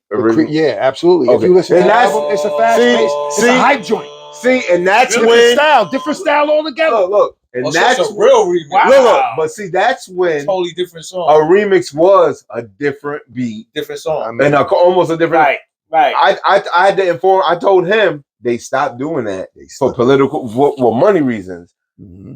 The metrics of it is if when you spin in the record and it hears the beat, and you do a remix with the same beat, it counts as the original too. Mm. You feel me? Oh, that's why they stopped doing let's make a whole new, because it's like a whole new song. You starting from bottom up, trying to get you going off of the name of the remix. I got you. You know what I mean? Got you. But if the remix, how many remixes did Biggie have with One More Chance? He had two remixes: the "Stay With Me" remix, the bars joint, and then the Craig G, the and the original one, and the original one, and they all had 3 different beats. Yeah. But not only No. Fire tonight with that one. Wait, is 2 of them have the same verses though? Yes. 2 of all right. So but still, the hook, the one with the burr is a little different. The hook is different. Like, it's a little different. His rhymes are a little different. It's a different the rhymes are the same, but it's total on the hook. Biggie, it's different. Yeah, you're right. Even them, they're different on that shit. That's what I'm saying. The total bounce is different. So it's 3 different songs, bro. So in addition to that, imagine having to pay 3 different producers. Honestly, now you know what I mean. So you can. That's wild. You know what I mean? So yes, that I mean, creatively it was great. Right. Absolutely. Creatively, people loved it. Yeah. People loved it. But for most MCs, like he's saying, probably had to pay that for like a Puff and Biggie. Diddy had in-house beat makers. Oh, yeah, that he was building that. Yeah, he was building that. He just at work, and let me get that beat, put it on this. Yeah. For most part, that's like his situation. They had to pay for that. Right. But he had to go to. They don't have a whole. He had to go to Easy Mo B for a lot of that shit. Or especially for Biggie's first. I know you have a relationship with Easy. Yes. You know what I mean? And another dope DJ. Easy. You know what I'm saying? I went to one of those music conferences they had in 42nd Street down the Times Square. I forget what building it was in. And it was in the movie theater thing. They used to use the movie theater or some part of the movie theater. Okay. And they would have in some section they would have like this area where producers would go, and you would. So I was producing back then. Shout out to me doing the beat battle in 2004. I won that one. Dope. What you use? I would use a PlayStation. So that's a whole nother story. That's a whole nother story. Yeah. I used to make beats on PlayStation. But I remember that era. That's crazy. Yeah. And shout out to all my producers that you know what I mean. That's dope. Yeah. I mean, you was doing that shit, yo. Yeah. I didn't know you had nigga. Yeah, I want to. You got to do a show on that, B. That's crazy. Oh yeah. Oh, well, I get some other producers from that time in the beat. Okay. So I have them on there. We all talk about. DJ Static. DJ Static was telling me like, yo, you know. So shout out to all of them. You know what I mean? But like back then, I was just hustling, grind out a book bag, hoodie down. I was just headphones, just a hip hop head dude trying to do whatever I can to get that shine, to get that acknowledgement. And my cousin Danny, he told me to go to I forget what it's called, it was some event for producers. And I remember walking in there and me being oblivious at that time. I'm talking to Easy Mo B. I'm sitting there talking to him about my beats and everything and all this stuff. And then it really didn't occur to me how fucking special this man is. You know what I mean? Yeah. Like what he's behind. And the fact that he doesn't normally get that recognition as far as, yo, you block stuff. Recognition is recognition that he should get for his fingerprints into this hip hop game. Absolutely. You know what I mean? Because it's the classic. I mean, fucking the fucking remix, the Craig Mack remix himself. That's a classic. Yeah. People thought it was fucking a sample from Billie Jean, huh? Yeah, the original is the same beat. What? I know the remix made it hot, but. Oh yeah. The original is banger too. The original is banger. Yeah, the original. Like what? Crazy. Just like Uniblab, your body. Innovative. Definitely innovative. Definitely innovative. Just like you on the PlayStation though, because if y'all watch what Moby, he showed you how he did the whole Craig Mack joint, and it's not a lot. It's very simple. So that's why he said PlayStation. I'm like, damn, that's how more simple can you get on there? I don't understand. Well, at the time, the PlayStation thing was set up like, all right, this was the turning point from where everybody was using SPs and the MPCs, because that was the go-to. That's it. I still you doing right now. But I'm just saying that was the go-to. But then this is the era of the Fruity Loops about to come into play. The Reason, right? So PlayStation came out with the Music Generator 1 and 2 like 99, 2000, my father, God bless him, he told me, yo, you play video games all day, you might as well fucking, you do hip hop, you do rap, you might as well get this. So I got the game, and I didn't really deal with, my friend was making beats over it first, and I was like, nigga, this is my shit. So I started making beats, and then I see music in a theatrical format because my first first time hearing music really like that stuck with me is John Williams from movies. Okay. So it's E.T., it's Star Wars, it's all that. So I'm thinking like, damn, this shit is Big great. scale, yeah. So when I'm making beats, I'm thinking sound. I'm thinking, oh, orchestra shit. I'm not thinking drums. So I had to learn backwards. So I was great with the sound, and the drums I would just put there just to keep it moving. Right. I had to learn, you know, working with producers and beat makers, like, yo, that's like the foundation of it. But you could still be able, depending on what kind of producer, you still be able to do it both ways. Absolutely. You know what I mean? Depending on your ear. But just specifically for us, people of rhythm, the drums is the drums is what drives it. That's going to be the whole heartbeat of your whole everything else. Yeah. Because when you're making it off of a riff or melody, you got to listen to the melody. Somewhere. You're being led somewhere already. Yeah, because the melody is going to tell you how to direct that. You know what I mean? Yes. So, you know, that's interesting, man. You did that. That's dope. Yeah, man. So we met at the Hackensack Brewery. Shout out to Mike. Yeah, Big Mike. Always showing love. Don't get mad because he tried to have this episode at the brewery. Don't be mad, brother. You got a great situation going over there. Man. Yes. Everything is moving. You can set it up. I gotta get this moving too. So, but we still work. Over there. Yeah, we always spin over there. Much love to everybody at the Hackensack Brewery. Yes. You know what I mean? Vibes in the garden. We'll be there next time. Definitely. It's always a pleasure going there. It's always good vibes. Yes, it's always it good is. people. Yep. You know what I mean? And you get to meet good music. For sure. Correct. And you get to learn the origins of these classic songs and beats and stuff of that nature. Yes. And you get to meet Hell yeah. You get to network, and you get to meet and talk to and just conversate with some of the legends you grew up listening to. Yeah. Just like shout out to Greg Nice, he's always there. Yep. Trench Stump came by, like it's always. I seen Curtis Blow one time. You froze up. I ain't gonna lie. Word. I couldn't even move. Yeah, man. Yeah, it's certain people that you just be like, damn, man. Like, and we all regular, we all people, but sometimes when everybody's on a even playing field, it's like, okay, I could just get some ill, information from this person, or maybe like something I did, you know what I mean, and shit like that. That's the beauty of having places like Vibe in the Garden, right? It's like going to a backyard party, right? You're right. Because a lot of these artists, we would never get to see. You only see them in a Right On magazine. Even if you went to a show to see him, the stage was over there. But it was pushed for you to be away from them. It was. Yeah, it wasn't like, don't be personable because you take that mystique away. Exactly. And you want that mystique. Right. You know what I mean? But now people, and security too, right? But now you see people, we older, right? Yeah. Because you have fanatics. That's where fans come from. Yeah, fans come from fanatics. The word, yeah. But like being able to talk to a Curtis Blow or a Kaz. Like me talking to Kaz was like, I said, I think he asked me the question, or I asked him the question.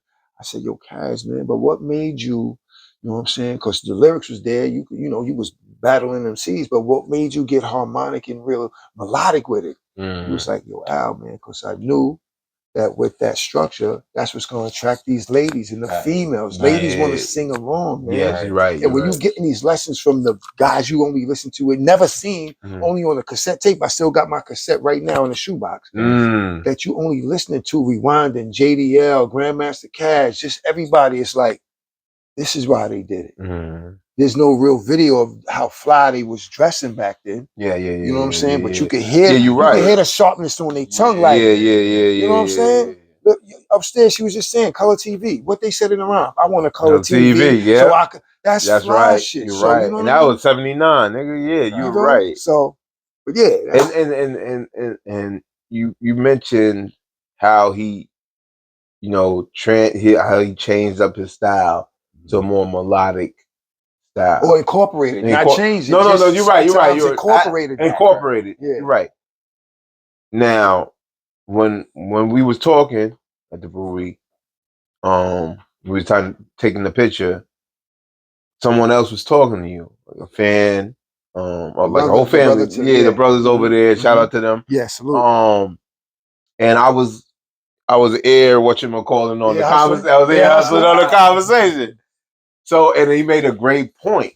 He was like, he was listening to you way back in the day, and he feels and makes sense that you could be very well one, if not one of the godfathers of this melodic style that is now the norm when it comes to the hip hop that they throw out or that you see or you hear most of the time. You had that harmony back then. This is 93, 94. Right. You know what I mean? Right. So at that time, it wasn't like you would incorporate it in for certain songs that sound great. But like take somebody like another person that I loved at the time that I felt like he didn't get as much push and he was a great artist, Domino.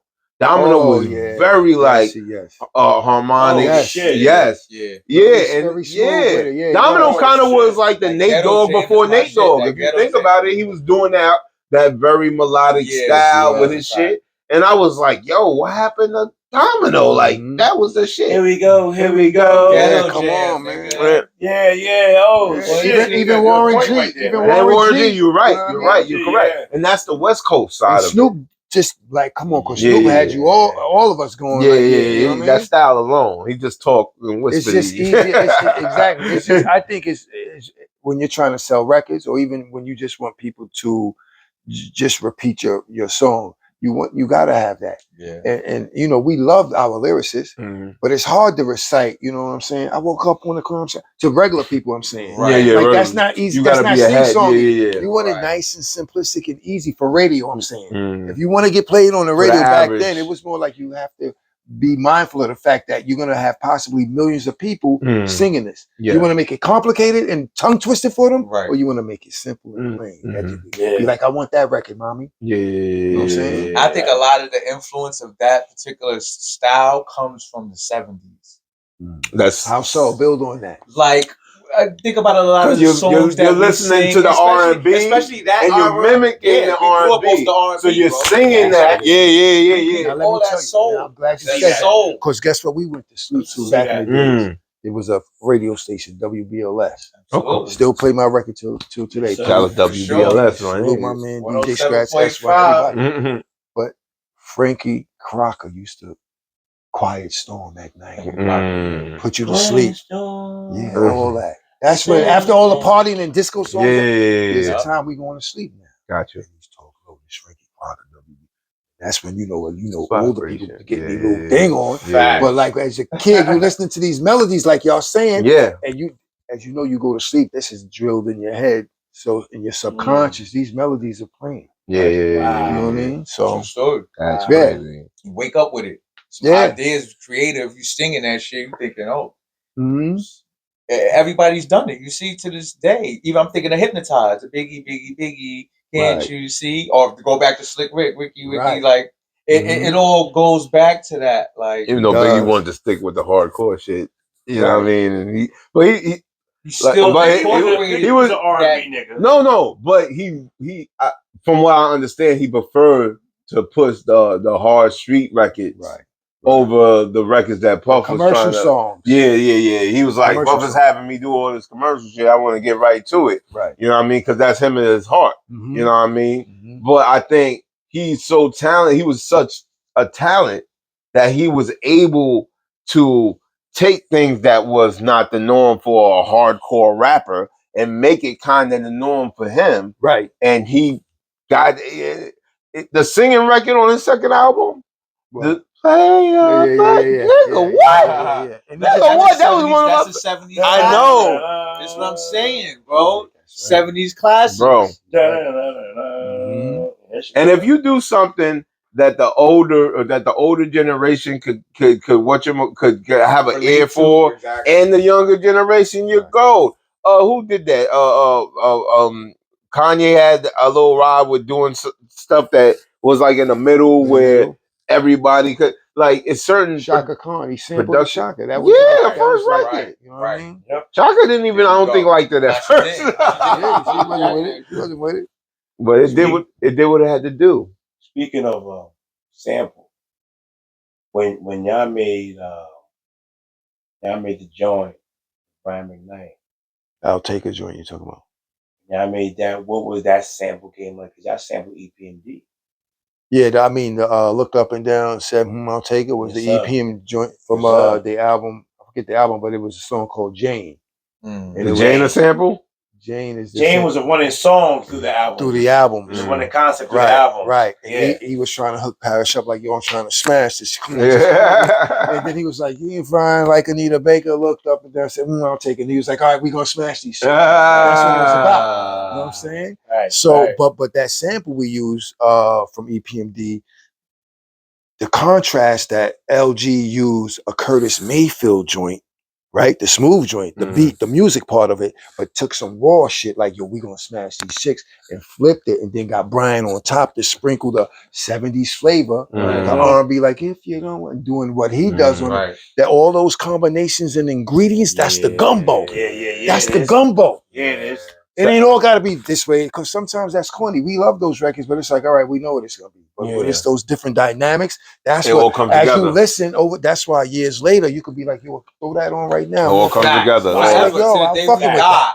To the day you die, you heard? To the day we die. Yo, shout out to Brian McKnight. Shout out to Brian I have McKnight. no problem with what children or what family you're choosing this week. Go be the best man you can. Go be the best man you can. You talking about something else, man. See, That sounds like a polygamy conversation. He got two. He got a whole thing going on with. I don't know. He switches. He got two families. I don't want to go too much. Listen, I'll tell you this. I was trying to put my joke in and keep going. I don't know what you even talking about. I ain't gonna hold you. It's over your head. It's gonna go over your head. It's over my head. Off camera, he probably. Off camera, I'll tell you exactly what it is. I ain't gonna, because I'm gonna tag him. I don't want. I'm gonna tag you, nigga. I know, like I said, that song for me was the beginning of a cop put a collar on. Button up, you gotta dress your Timbs up. Maturity. You know what I'm saying? We have to bust up the Mauries, the Pradas. It's just that 95 was getting played in that type for me in Jersey for that type of situation. Right. Yeah. I remember hearing that type. You know what I mean? And remember in that era, that's when y'all made that transition of the hip hop. Okay, they nice and rhyming. Do they have a bigger, a more global song type shit? Right. You know what I'm saying? Like wider they're more audience global range. type. Yeah, like a wider audience. The radio range. song. And that was the one of the best songs, one of the greatest songs that shows you that dynamic. You know what I'm saying? Like the real hip hop shit. But we about to go across the world with this shit. Right, exactly. Because we kept it 100 on there. We didn't try to. No disrespect to Father MC and dudes that came before us that was doing that kind of thing, right? But we didn't try to soften up the lyrics to make it radio. We kept it raw, like raw. The track was slow, mellow. It wasn't a fast joint. It was smooth, but we was like, yo, listen. If the hook isn't that harsh, and the verses they was doing the blink out the words. I was gonna build on that because I'm the you can fact check this too. You're the what? But I was gonna say I'm the only artist, and I get offended by it sometimes. Not seriously, but back then, because I start off the record by saying this Al Skratch, that real smooth brother, the undercover lover making moves on your mother. Yeah, they beeped out my mother. That's not a curse. Wow, you know what I'm saying? And then the other part they bleeped out because it was so. That's what I'm saying. We kept it real with the lyrics. Really? That's the first thing you hear, and it's like, damn, but we gotta hear it. It sound good. Right? He's making moves on my mom's. Right. It's offensive. So they beeped that out. And then when I said, I make you moan, that's my bone turn brick like stone, they bleeped that out. What part they bleeped it? I'm trying to see what word. Like what word did they bleep? What do you think they bleeped? Moan.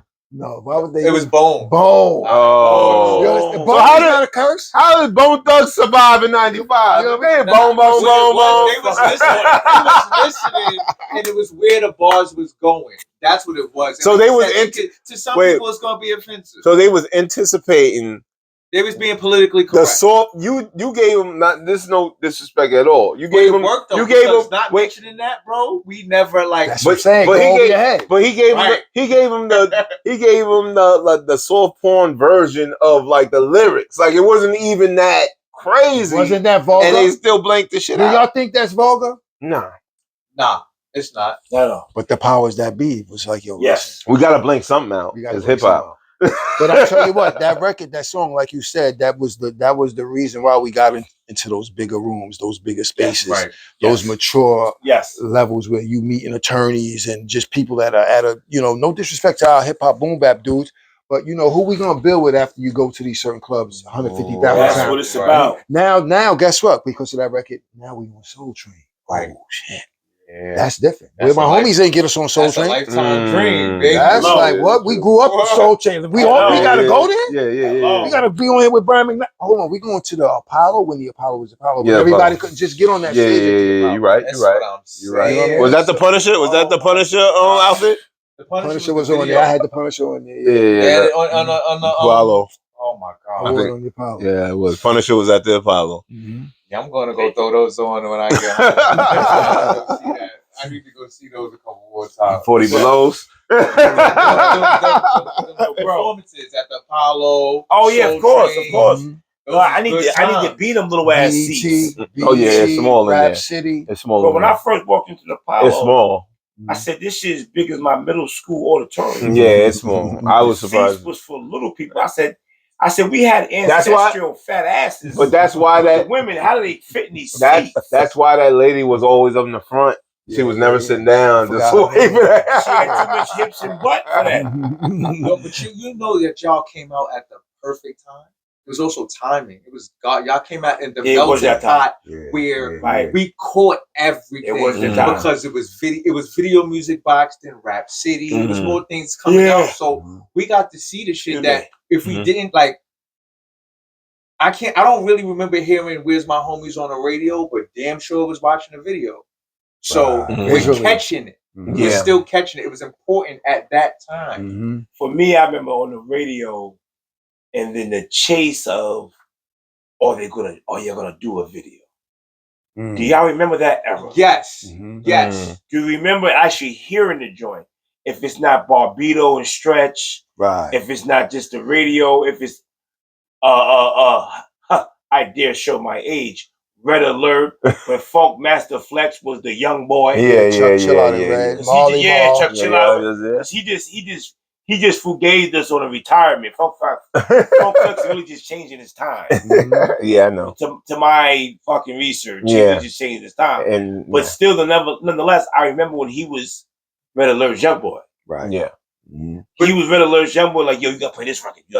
You know what I mean? Like in different documentaries I watched. To get back to what you were saying, I think it's hard because some songs you hear on the radio, some songs you just see the video. Some songs you hear on the radio and see the video. So yeah, but at a certain point, it was just like you hear the song and you're looking for the video now.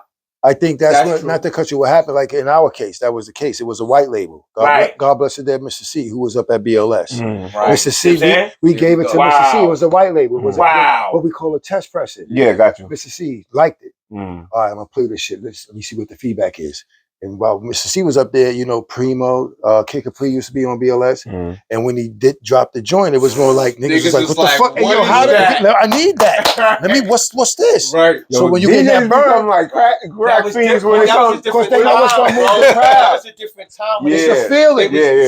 You're not playing it because you trying to be the star. You more like, I'm trying to break this. I'm trying to move this crowd, dude. I want this crowd to feel this when I drop this shit. Like, I'm dope, but nah, I want to play this dope shit though, and I want to be the first one to play it. So when you got weeks of that going by and niggas is hearing it on the radio, it's like, okay, now you drop the video. Ralph McDonald's, we got the new one now, and then you start seeing a video. Out of here. Then you got BET. Then you got the video joint you could call in and get it played. The box. Where you put the box. You know what I'm saying? So you got access to see it whenever you want to see it. Shout out to Essex County, because that's the first time I've ever seen the fucking box. Word. The box used to have the number to every barrel, wherever you was calling from. I remember that shit.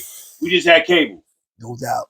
When Essex County niggas had the box, I saw the box. Nah, but it was called the box. It wasn't a box. It was called the box. The box was in Bergen County, nigga. If you remember, we had the box for cable. Nah, they did have it. Yeah. I know what you're talking about. Oh yeah, the box with But the when I channel saw the box, Right. I have a question. I was in Essex County. Okay.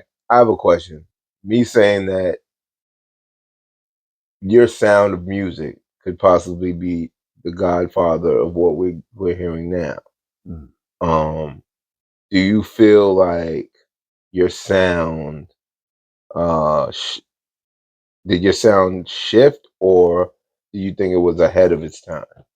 You think it was ahead of its time, or do you think it got lost in the sauce? Because a lot of people say after a certain time, well, it was weird because when the whole Bad Boy era and then DMX coming after going back street, that it might not have been a place for that at that time.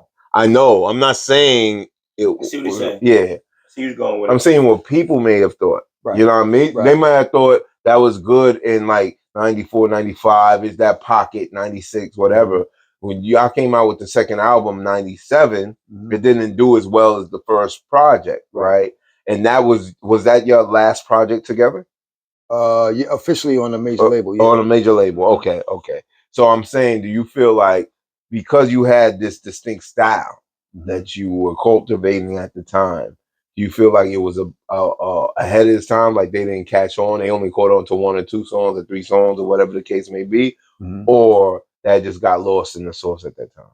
No, I think that that's a good question too. But I think with me, it's 3 different dynamics, right? You mentioned one of them before, just my voice, my tone, right? Gotcha. That up shit, like 9MC got it, Blase got it, DMX got it. It's just that rough, distinguishable shit. But it's how you use it.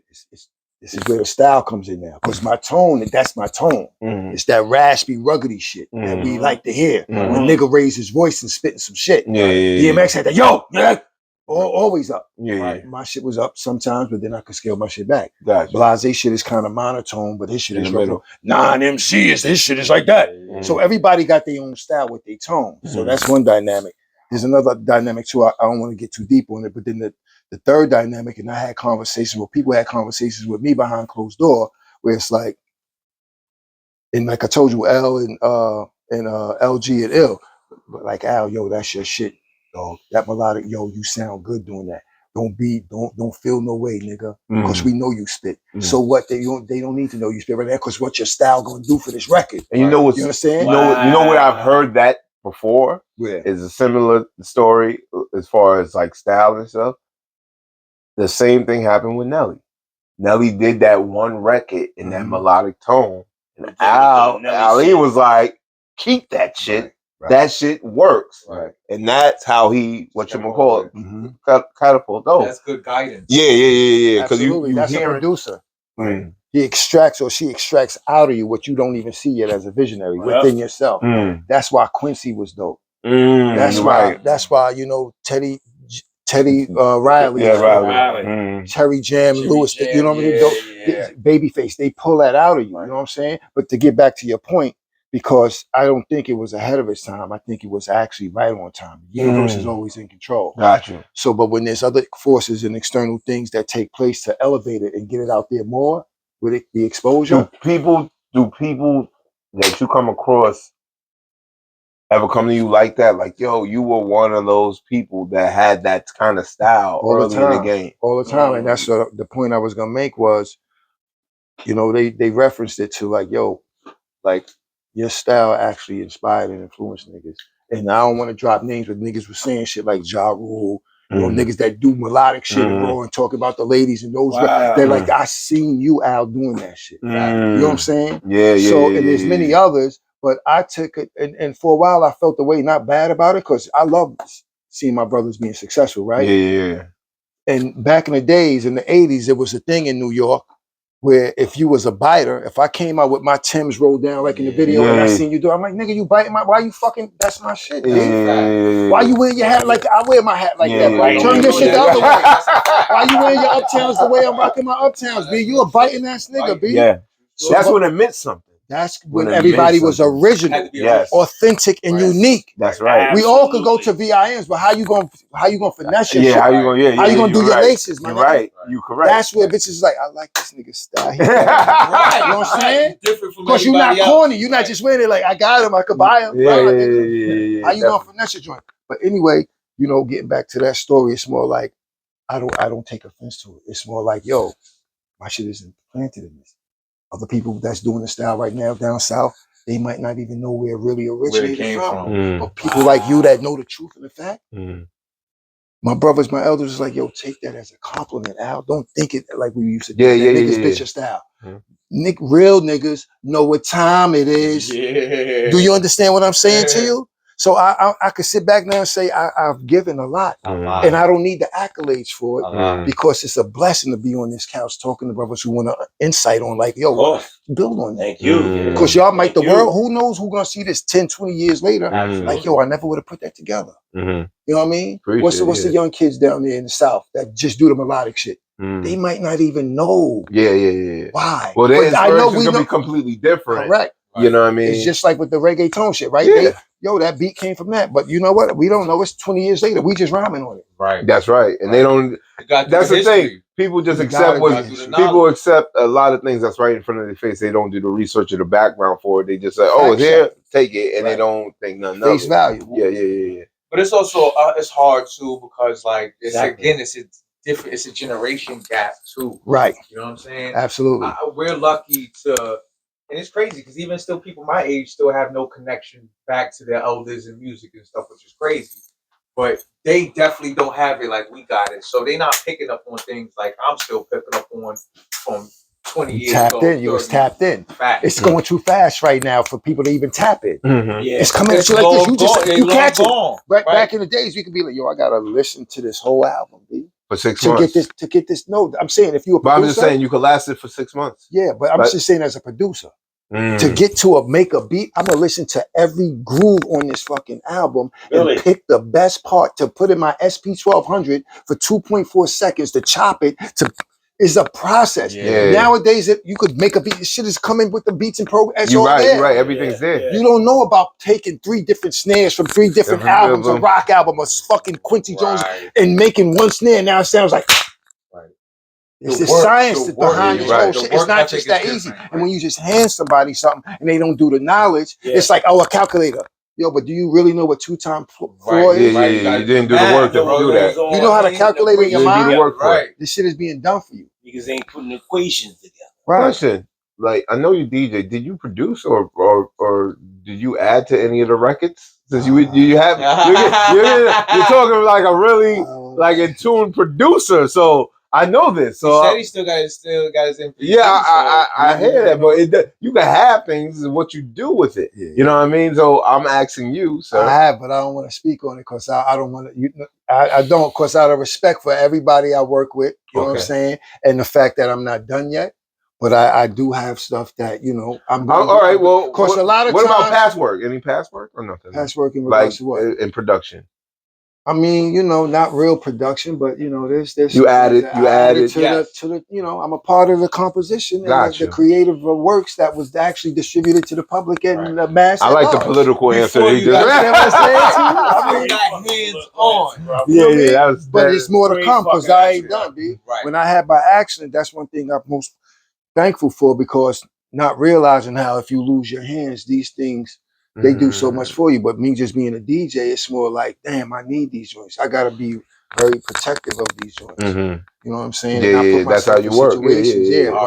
But because I got more work to do is what I'm saying. And I could, like I've done a lot, right? But who knows? That production thing might be the thing that's the shit that people really want to hear from me. You find out what so much really works. And what happens is a lot of times when you try to do so much, sometimes people like, what this nigga want to be? He want to be a DJ, a rapper.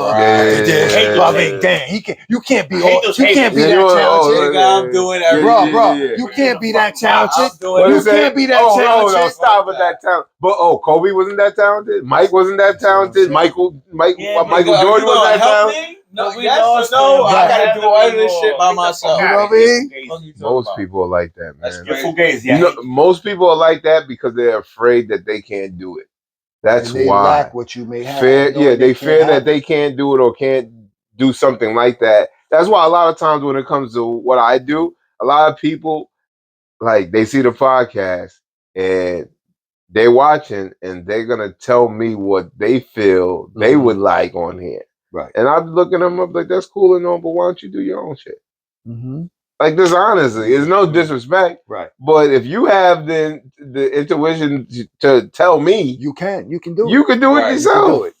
But the work that you have to put in to keep it moving, that's different.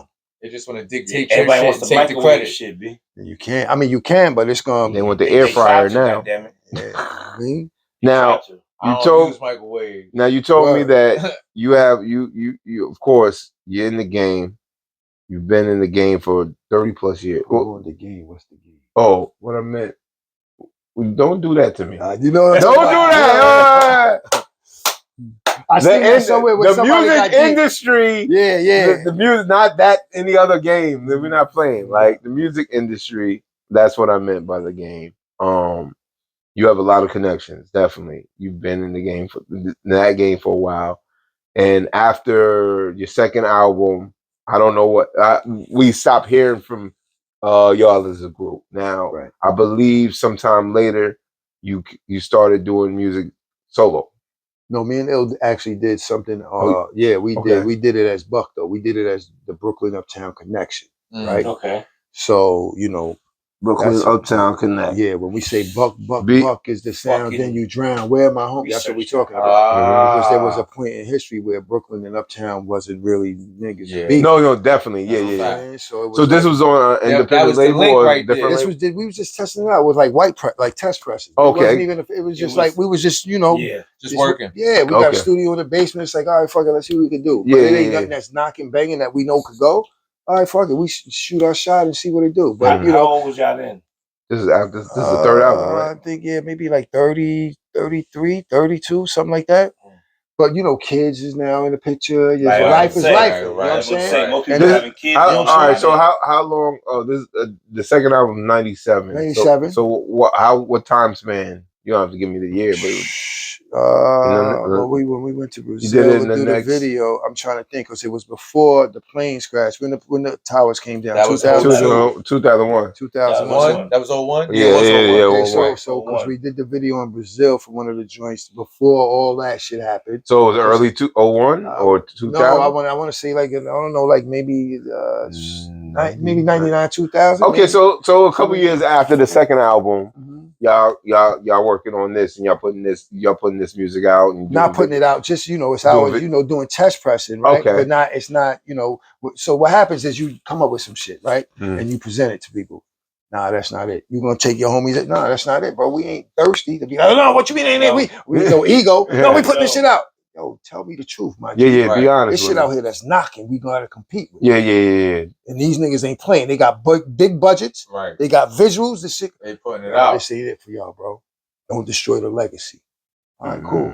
Not negatively, but on some shit like, yo, bro, it's shit dope. Y'all rhyme dope, but it's production. The production gotta be there. Yeah. You know what I'm saying? Maybe the production wasn't there. These are some of the things that I produced. Just to give you insight. Gotcha, that's why I said some stuff, but but it wasn't knocking to the point where we knew like, yo, this is Ill Scratch. They need to hear this from us. Gotcha. You know what I'm saying? It's mixtape shit, And that was definitely that time too. Mixtape time. Well, 99, that's getting into it. Yeah, definitely that time. Before that. No, I'm just saying it was. We was on the doo-wop 9-5. That's what I'm saying. We was on the Tony Touch joint. We 50 MCs. So that was already. But I'm talking about. It was still going. I'm talking about the new. I was talking about the new turn of the mixtape at that time.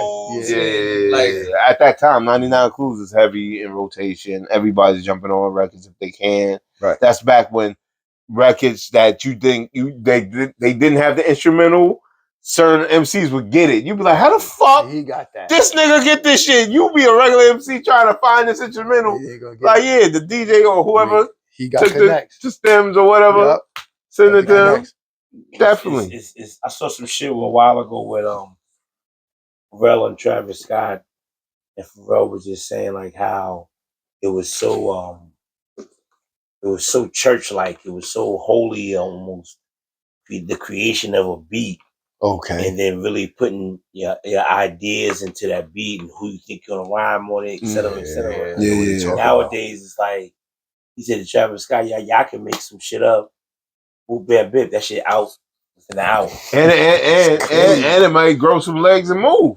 Yeah. Like it might move. Depending So on your following and your fan yeah, because everything is based off of really, if you have a good stern following that you could build on, you feed them, you will always have something. You'll always get something. You know what I mean? Yeah. And that's what you're dealing with. The difference between that and the I hate studying.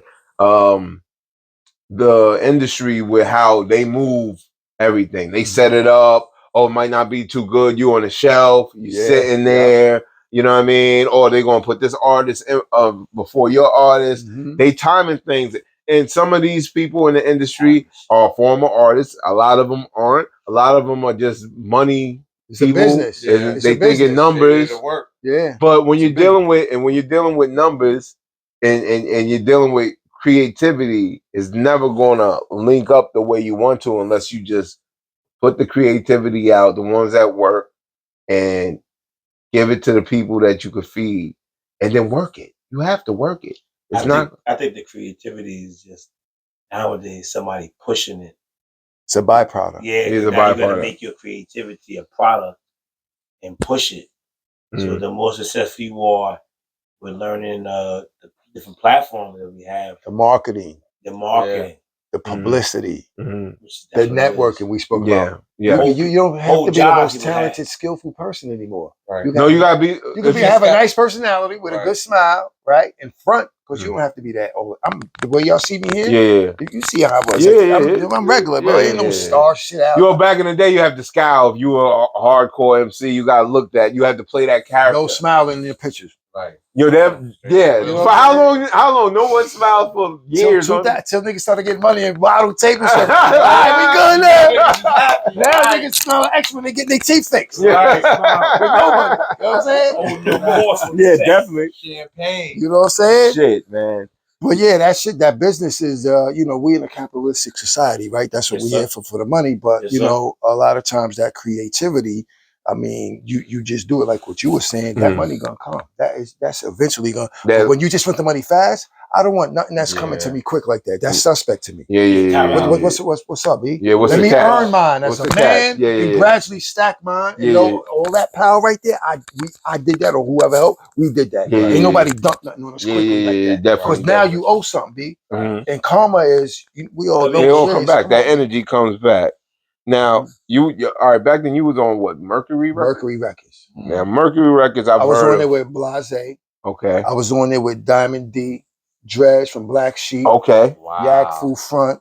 So they had a lot of. Hold on, man, keep going. They had a little roster. They had a little roster. Stupid roster. I mean, it's Polygram distribution. So when you deal with the big boy, you talking about So it was a subsidiary of Polygram.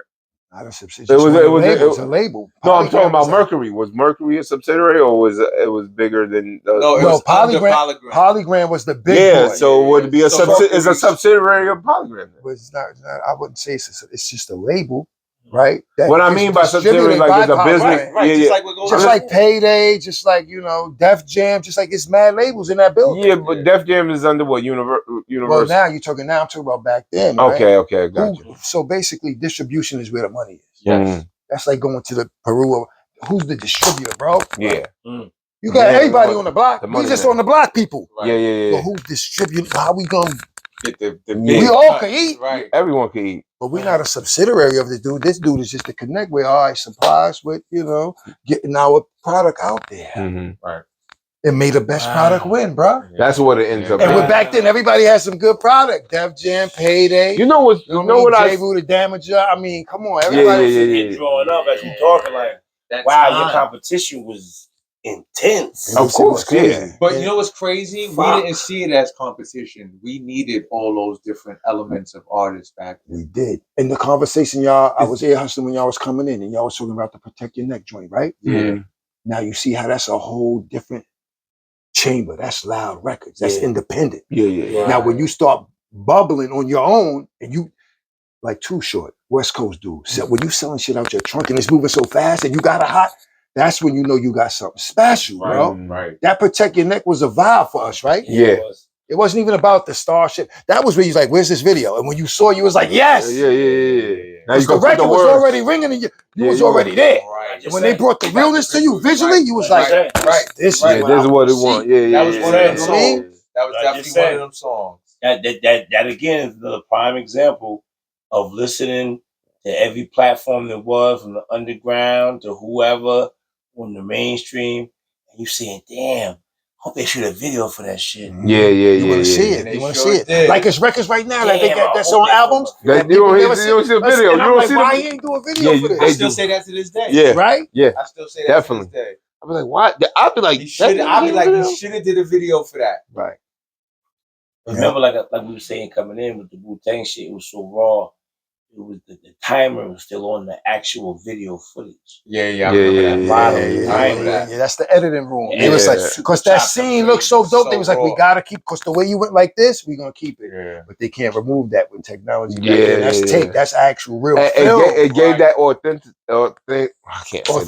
There we go. Authenticity. Yeah. Mhm. That'd be love. So somewhere like that. Yo, I love the fact y'all know your history with this. Appreciate it, man. We hedge, man. We hedge. I know that's Since 94, 95. Yeah. Yo, hold on. Yo, this how Skratch, man. I'm live right here on Attention Hoarders, B. Y'all see what it is. Attention Hoarders. Come on, B.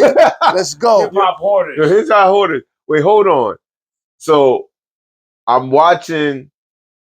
You don't have, from what I understand, you don't have that many interviews. From I what? try not to really. Okay, well, thank you for coming out. Wow, thank you, man. Yeah. Wow. But you did. I'm watching this interview, and this guy, I think he's from Harlem, and he was asking you questions, and I was certain questions he was asking. I was like, he should know this shit. Like he should know this shit. But maybe he's younger or whatever. This was like dark-skinned dude. No, light-skinned dude, bald head. Looked like not Russell Simmons. Looked like Reverend Run.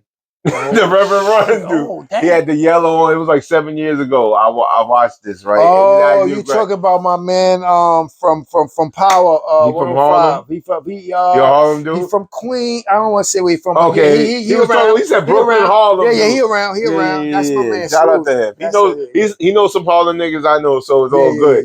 But I was the certain shit he was asking you. I was like, you would know that. So I was like, I got some of the information from that actual interview, but I knew it was going to be a whole different conversation, right? Because I'm a hip hop head from the early '90s. I moved out here in '93.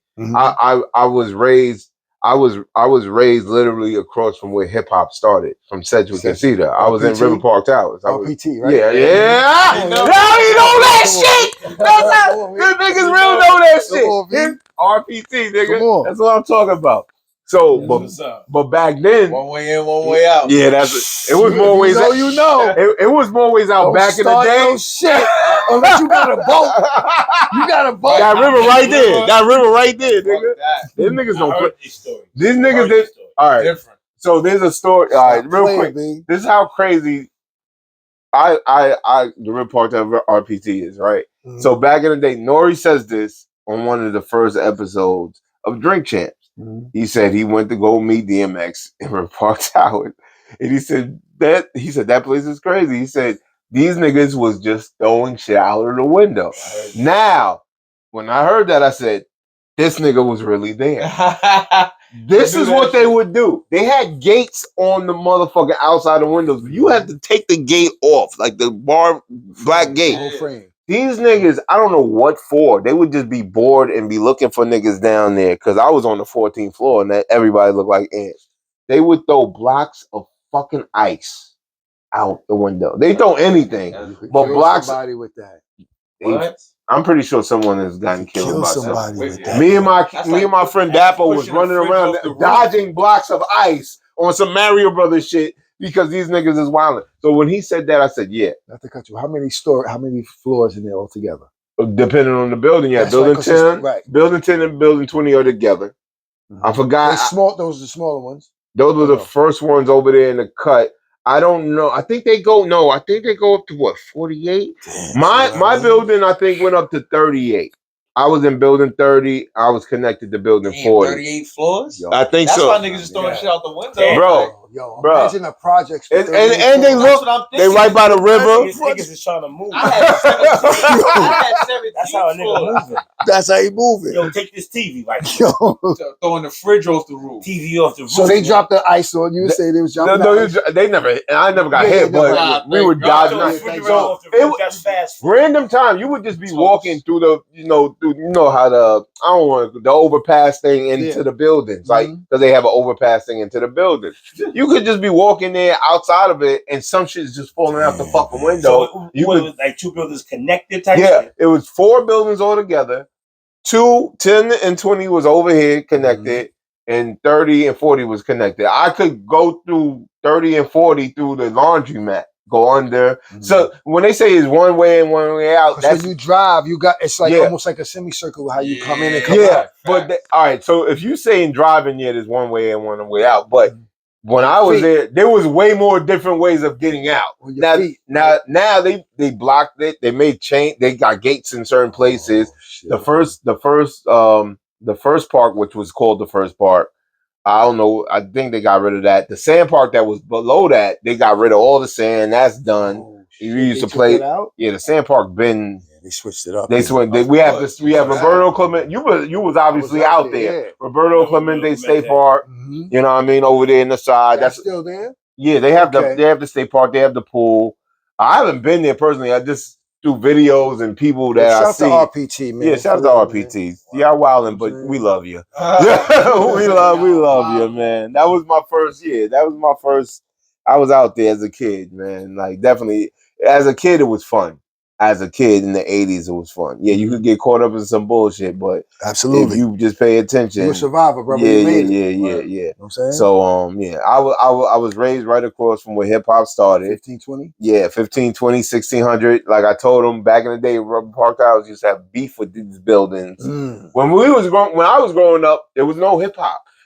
Cedar Park niggas used to fight and get shot down there and get killed down there. It was no jams. It was no jam. Yeah, it was different. It was completely trying not to get the gun jam. Yo, you got the bars with the bars on deck.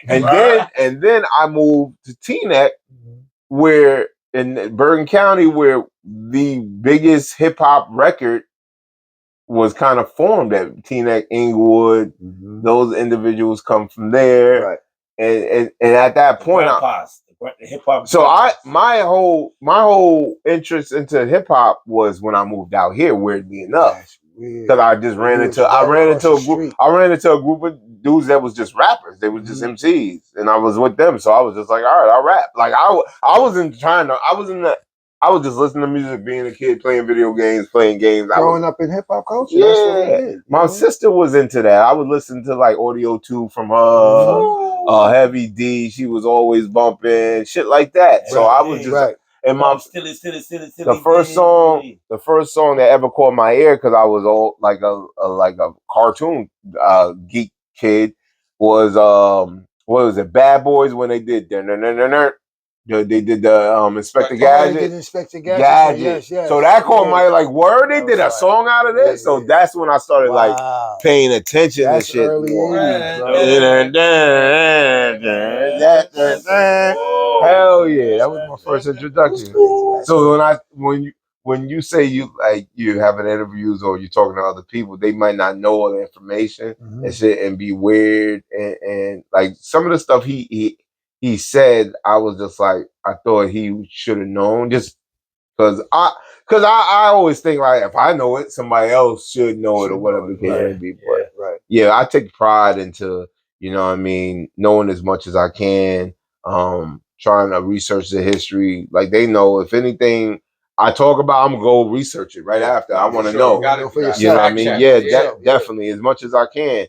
And then I try to make sure that this is a comfortable place where people to come in, not get interviewed, just kick it and talk and feel like you're in a comfortable place where I'm not trying to get all the clickbait from you. We just gonna kick it. That'll become the clickbait naturally because we having fun, we laughing, and we dropping jewels and telling people about shit that they didn't know about you. You know what I mean? So that's what I do here, and I appreciate you for coming. Nah, that's love, man. I appreciate y'all for having me once again, man. And you know, just building on the brothers, cause I know a lot of people, right? They interview, right, and they only know, like you said, at a certain point. They think that I started in '94 with my homies, right? So you know, outlets like yours allow me to. It's not a fast pace, like you said, Michael. If you need you up here, it's 30 minutes. We go. How much? How much questions can you? How deep can we get? You got a commercial break. You get the same questions all the time, or most of the time? I don't get the same questions, but it's kind of like it's a more detailed, in depth variation of the similar sounding questions, which is cool though, because I get sometimes I don't get to delve into, like, let's say LaVeba Mallison. Cool Mo D, Jive Records. It's all connected. My path, my journey is one that is a movie. That's you know what I'm saying, a mini series. That's what we really kind of. That's what we're interested in. That's why I asked you, like what was before, right? Like, I didn't just pop up and be like, "Yo, me and Ill." Right. You know what I'm saying? I mean, that's what everybody's gonna go through off rip. That's why I didn't want to just go to the Ill and Out Skratch questions of it. Of course, we could have fun and say the song and everything. But with that brother, I know who you're talking about now. With him, I know why he did that, for his media circuit and outlet, and where he was, or where that's platform, where the call he had to ask for the ignorant. I don't want to say ignorant. The people that didn't know. No, ignorant is not a bad word. He knew, but he said, "So where did you? Hold on. So you did a joint with Michael Jackson?" That's his. He had to make it seem like for his audience, like, "Oh wow, I didn't know he did." Right. That's not what me. I was. Not me. I'm gonna be like, you're gonna see the real expression, how I feel. They're gonna see it. I didn't know you did the official remix to fucking They Don't Care About Us. I didn't know that. Yeah, he said that. Can we play that? I don't know if we can play that. Wow. Yeah, I don't know if they're gonna cut it off. Where'd you find that out at though? On that interview, you found out. You see what I'm saying? I was paying attention. I paid attention to as much as I possibly can. So he did some research, right? He knew some stuff. Definitely. I think for his audience, because he said done for his audience. Yeah, because he said I knew you did some records with these famous people when you count Brian McKnight. Because I'll be humble. I don't be wanting to really. I just like Ill Out Skratch. I'll take it. But he did some research. Yeah. So tell me about this. Because you don't talk about it. Right. Yeah, and that's so he's trying. He's getting. You know what I'm saying? That's a look, and that's one of Michael's G's records to me. Like, yo, I'm gonna tell you, man. Even though for me, it's the bars is not 16 bars. It's crazy. To me, that's the most important record I ever did in my life, ever. And I had dudes come up to me after doing a stretch. You probably heard this story. Yo, if it wasn't for your song with my homies, I wouldn't have made it through the yard. I ain't get to bury my mother, my homie, my this. This brother's coming up to me saying, "Yo, thanks for making I'll Take Her. Because if you wouldn't have did that record, my pops wouldn't approach my moms, and I wouldn't have been conceived." That's crazy. It's that. So it's deep shit that goes to these records, but they don't really care about us. When my man was really dropping jewels on that shit, and it's really talking about racism and political and social economic challenge that we face. That to me, I wish I could rhyme more on that. You know what I mean? Because all that laughy happy, and no disrespect to Have, God bless the dead. I love the joints they did and everything. The poppy dance records, sometimes, like I was saying, artistry is a tool where people get killed for it. Because we're pushing the envelope. We're supposed to be the modern day reporters of what's currently journalists of what's going on in the environment. You know what I'm saying? Well, you have fun times, you have bad times in between times. Exactly. You know what I mean? That's the whole expression of what we're doing right now. Exactly. You know what I mean? So I'm glad you got that jewel from that interview. Oh yeah, I paid attention, bro. Like Sleeping Beauty. We here, baby. He's on probation. I didn't know that, yo. That's powerful. To be on that record, like that's crazy. I completely missed it. And it's official remix, correct? Because I just looked at the CDs. I got a couple of CDs left at the crib, and I was like, "Damn, I really got these shits." Like, you still got CDs in that joint? Of that, they don't really care about us. That's wild, So, because I think he said some words in there about some ish people we not repeat. It got bleeped, and I think it is two different videos. That's what it is. Hold on, real quick. Hold on. I know it nodded a little bit, but who did you say? Did you speak of in that record that they had to be bleeped out? A certain religious sect. A certain religious sect. Yeah, a religious sect. I said I missed it. I called it. Thank you. The ones that's coming to collect that rent. This is double back. Yeah, dude, that's it. That's cool. Coming to collect. Yeah. You're coming to collect. Yeah. So I thought there was two different. There was a jail version. Yeah, right? It was a jail version where he had the jail stuff on, that. and then there's a version where he's in like Brazil or something. He was in Salvador, the first place they brought Africans over. Okay. In South America. With the drums, that was a black dominated area over there where I've been to Brazil. You know what I'm saying? And it's very Afrocentric, and they really tapped in to their culture and their people, even though the Portuguese brought them over or whatever the situation is. But the significance of Mike doing it there is because he wanted to be around not just the brasileiros with the drums, but he wanted to make a statement of like, yo, they don't really care about us. Look, they took us out of our continent and brought us here. Right. This is the city, the first city where we landed at. We landed all in the Caribbean and up wherever. But West Indies and all that. You know what I'm saying? So, but it's a whole bunch of history and deepness to that. Like that. Yeah.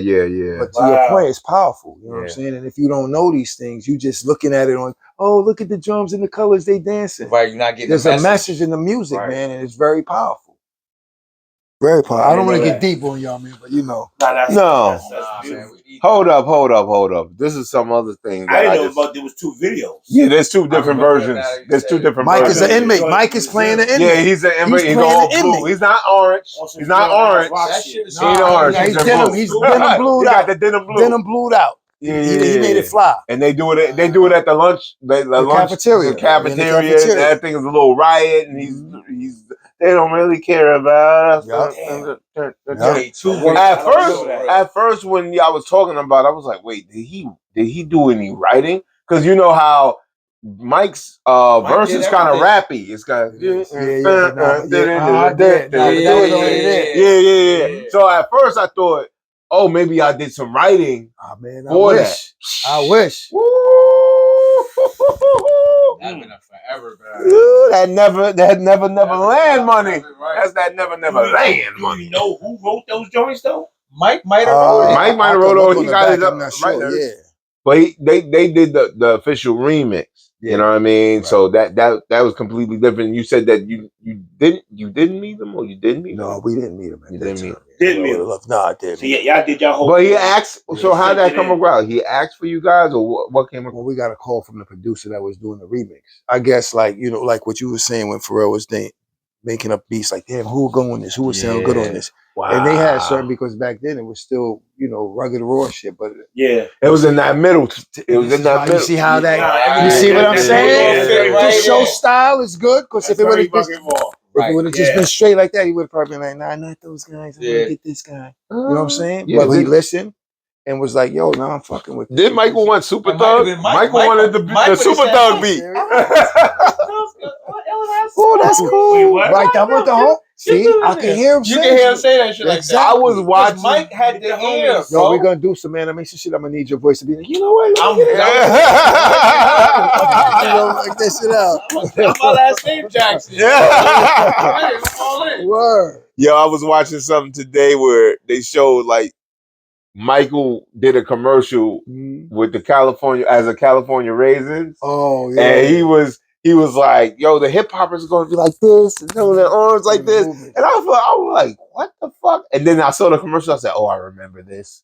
I remember this. Like it's like him singing and he had the background. Yeah, they asked Raisins. Yeah. I do remember that. Yeah, so Mike's been in the forefront with salute Mike J, man. Thank you for all your musical contributions. Passed. You know what I mean? Yeah, that's just passed. He died around the same time too. Wow, it's crazy. Yep. Now, I was also like, I just had another guest here not too long ago that you may know of. I believe his last name is Chappelle. His first name is Rashid. Oh, salute my brother, lyricist. Shout out to Rashid Chappelle. Are you crazy? No relation to the other guy. Well, maybe if the check is right. Yeah, I had him here not too long ago. Good brother. You know what I mean? Real good brother. And I knew of him through my cousin, because I think early on he had some workings with him, and he also had some workings with ACL, I believe. I believe he knew him. So I was looking. I believe the records Get Busy. Is it that the record that he's on? I think so. Yes, indeed. Is you, him? What's the other guy's name? Is The it Hispanic guy? Doo-Wop? DJ Doo-Wop. Doo-Wop. Yeah, That's right. Salute Doo-Wop. Yeah. Doo-Wop rapping. Doo-Wop. Yeah. I'll get busy. He always got busy though. Yeah. See, that's the thing. I'm a DJ. I'm trying to, but yeah. You know what I mean? Nah, I get it. I got a joint on the Diamond D album. Like I got some. With the DJ rapper thing, I knew that it was going on because even whatchamacallit rap, right? Large Pro rap. Large Pro rap, right? Q-Tip. Well, yeah, but yes. Q-Tip. But we know him more as Q-Tip first, I think, right? It don't matter. We do. It doesn't matter. He's still I know, but whether if you know it or not, he's doing both. I think he started DJing kind of like after Tribe. Like so, I know he was a producer and collected records, but I don't know if he was actually DJ. Yeah, some DJ before, some picked it up later. Yeah. I look at him as an MC that happens to produce. That's how I. That happens. You don't look at him as a producer. Yeah, just my first intro of what Left My Wallet on El Segundo and like certain song. I just see him as a rapper. But he might have produced some of the tracks, though. He definitely did. Bad tracks, he did. bro. I'm just telling you how. But that's going. But seeing, all right, when it comes to the producer rapper thing, it didn't get its play until Kanye kind of made that the thing. Because before you had producers that were rappers, but they people kind of picked what side they fit on. You know what I mean? Now it's more acceptable. Of course, I make my own beats. Like I had to make my own beats, not because I was a producer or a beat maker. I had to make my own beats because I had nothing to rap over. Right. So it was a necessity. And then as I went on, I grew to love for doing this, for making beats, for producing. Like I wake up in the morning, can't wait to hear what I just made last night. Time to make a new one. Right. Like only real producers know that. Like we had it all the time. Fresh set of ears. Yeah. But it's a difference though, because like you see Diamond D, you know, Diamond D was producing a lot of tracks, but he was rapping too. I just don't think it was more. I'm talking about expressed out there. Like, yeah, I'm a producer. Like, no, it wasn't. You knew when you go into the studio, know Diamond D is making the track. Or whoever, and he might get on the shit too. Like he got his own album. I mean, it was known. It wasn't. You didn't have it too. Now it's to the point where you have to put it out there. Yo, I'm a producer. But now, but even still, I think they still put Havoc in that. Yo, because what he produced, how he produced that shit, and it was so classic that he kind of was Havoc, but more the producer side of it, even though he was part of the dual rapping part of it. Yes, because he was the majority of the production of it. Like on shit, you can go to Juvenile Hell, but I'm gonna stick with the Infamous. Yeah, he did most of that, but we didn't know that until later. We was just focusing on listening. Yeah, I know, and listening to a lot of projects. Later, like, oh shit, he made the beats too. This nigga's ill. But nowadays, like Kanye. But he made it that thing. He made it a point. Like, I made the beat. He was rapping about the beats he made. But so that's why he had to, because first he was rapping. And he wasn't jacking him rapping. Yeah. So he started rapping over his beats. And niggas and they wanted his beats. Who made that? Yeah. You know what I mean? That's how you get. That's how you got it. Because a lot of times, like, if people come up to you and just tell you, yo, I rap and yo, I produce, it kind of is like, you get kind of standoffish, like it's too aggressive. Most people, but if you stick around a nigga and then you figure out later he doing shit, you kind of more acceptive to it. Like, yo, you been doing this the whole time, you ain't say nothing. See, but most people, I've always been an MC, but most people, when they know like my history, they be like, oh, you was really a producer. Like they know both though. They do, but because at one point I put one thing to the back burner more. That's why I had to reverse that in some aspects. I get it. See, you pushed it. They wasn't pushing it. That's what was working for me at the time. You know what I mean? Yeah. That's what time. Definitely. You gotta kind of push that out there. Because it's a selling aspect, right? Right. You know what I'm saying? It's another bag. Or just to be able to network with more. If you don't say nothing, nobody knows. If I'm a producer, I'm looking for artists to work with. Oh yeah, that too. You're right. That's true. Yeah, I want to bring more notoriety. Right. Exactly. But was these producers only producing for like? I guess in the early time, Havoc was only producing for Mobb Yeah, I Deep think it was a lot of in-house. That's why Kanye was always a producer that was. He was he was in-house at first. No. All right, when he got to The Rock, right? But before that, Jermaine Dupri was his first whatchamacallit that got him. Jermaine Dupri was the first, like, outside of Chicago, I guess, dudes, was the first one that made him, that got him. He was on a 1478 album that Jermaine Dupri had, 70, whatever. He was on 1421 album, whatever. He had production on that, and that kind of boosted him up, and then niggas in the industry was hearing him. Yeah, but I mean, out there more. Yeah, you use what you got in order to get to where you gotta go and shit. You know what I mean? Shout out to all the women on OnlyFans that do that. Yo, exactly. I mean, we can't knock the hustle. We can't knock the hustle. Can't knock none of that shit, man. Mm-hmm. Hell yeah. You gotta use what you got. New Jersey Drive soundtrack. Oh, now I'm looking back. I was like, oh, I remember this. As soon as you said it, I just heard it, bro. I put it on the clip. I put that record on the clip because I used to bump that shit all the time. Yes. I was like, everybody's gonna look for me to put the homies on. So I was like, yeah, I'll do that. But let me find something else. You know, let me get. You know what I mean? That's another movie that wasn't filmed in Jersey. In Jersey, Queens. I could kind of see that a little bit. I could kind of see that a little bit. It's crazy how they finesse. It's funny because now they would do everything in Newark, right? Now they do all the movies in Newark, but that was on 90. What year? That was like 95. Yeah, because that came out. I think that was 95. We was real active. 95. Active. It was you. That was the best times, bro. The Lost Boys was out in 95 too, right? Yeah, they came out. It was a lot from of like groups. 94 to like 99. Oh, it was an insert. 94 to 99 was crazy. Yeah, as far as the surge of artists. Not knocking nothing before that, but that time that when 94, 95. I would say 93. Because Wu came out 93. It was still No. I'm talking about the artists. Like pivot from Because we got Wu, we got Redman 90. Redman's 93 too, bro. 93, 92. He was early. 92, the first album. Snoop. Yeah. So 92. Dre. Nas. Fugees. J. Rule the Damager. J. Rule. It's so many. It's so many. Coolio. I mean, we just naming our side record. There's like shit was coming out. Right. Too Short, Scarface. That's why I feel like Crucial Conflict. Cypress Hill. Cypress Hill. Talking about. Bone Thugs. It's mad of them. It was a perfect time. It was the perfect mad time, bro. Cypress Hill was with Sony, I think, Sony Columbia. That could be right because they was I swore they were Def Jam. They was like Cali the Cali dudes that was the alcoholics was on I think Def Jam or they had some connection. Yo, they was like Taz was nice. Warren G was on. To Taz, I got a joint with Taz. Shout. Yo, Warren G. Taz was nice. That's on camera. That's on camera. Yo, you can't help that. Look, your girl is priceless. Yo, y'all peep that? Leave that. And I just peeped. We both got the camera. Oh, that's how you gotta set it off. You gotta sort of like my special guest today. Hold on. All right. Clip. My special guest today, as you can see, microphone swinging. Skratch, yo. Nah, I'm the fucking. Yo, that shit's crazy. You good? I'm here.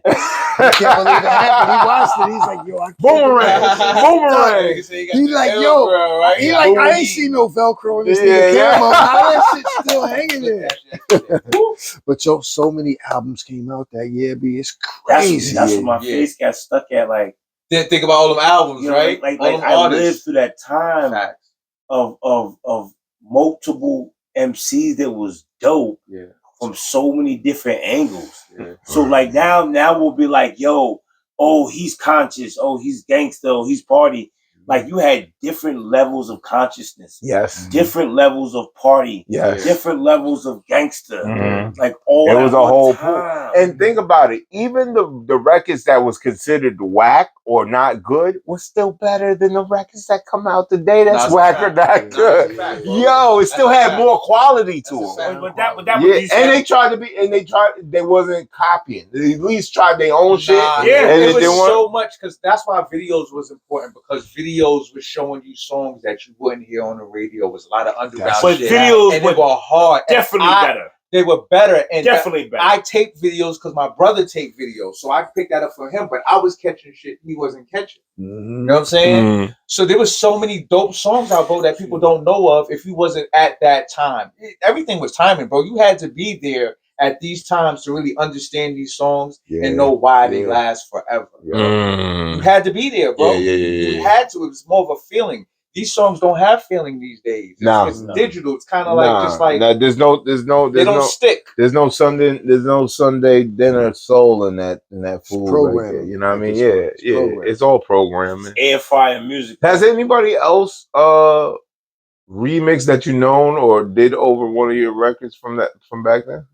Nah, not remix, not that I know. I mean, people call and say, "Yo, listen, you mind if?" I'm like, "Yo, go ahead, B, have at it." You know what I'm saying? Just let me hear it. Let me hear what it sounds like. What do they ask? You know, like, yo, can I rhyme on your joint? Like my brother, you said y'all did. You know what I'm saying? So my man Luke, this God bless the dead. My man Payday Paul, my heart. He knew. You know what I mean? He knew. Like he just looped it. It wasn't. It's the same sample. He just looped it how he looped it, and he was like, "Nigga, we're not doing nothing different. We sticking to this." You know what I'm saying? Like you got his shit, our shit. It was kind of on some gang shit, but it was still like it was like going back to '95. That's what's that feeling. That's that feeling. Time machine, and that's Barry White. That's what that is. You can't go wrong with that. When you get a chance, go listen to that Playing Your Game, Baby. Yeah. And just listen to what he's saying to the chick. When you said it in the earlier. breakdown. You know what I'm saying? That's the love orchestra. Yeah. When you coming from a place of love, just musically, sonically, it's gonna hit different. It's gonna hit different. It's because the frequencies is different. You're right about it's gonna that. hit different. So you're right about that. Whether it's today, tomorrow, like you said, till we die, and then after we die. That's it. Forever. You said it a little earlier, it hit me like that. Because just by simply saying like the Barry White joint and knowing like that's when them albums Bomb Deuce clean to type shit. Yo, to this day, 88.3, you heard? That's what you already know. I love going down the dial, hearing those obscure joints. Because up top, they ain't gonna play them. Nah. 2 in the morning, 3 in the I was like, listening, this changes. Something else is gonna be played. I'm gonna tell y'all right now, Saturday and Sunday from 10 to 4, 88.3. 88.3? All the OG classics. Across 110th Street still come on? Of course. Oh my God. They playing so much shit that you did? I sampled that. Yes, I did. Yo, they play every shit that you might not know. I'm like, yo, mom, I'm listening to what's the name of this song? You in school, we still being educated. Every day.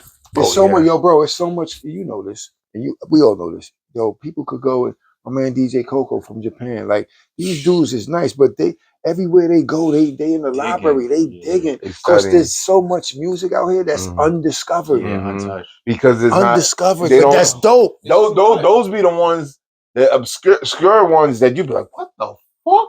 And they don't push it out. So anything they don't put in know your it face exists. You don't even know it exists. Right. Like I was like, these kids, like the 90s, we had nothing but what? We had calculators. Nigga, y'all have phones. They just now about to ban phones in classrooms. Just now they about to do that. Right. You mean this whole time I could have just been cheating on everything? Look, I'm Googling everything, right?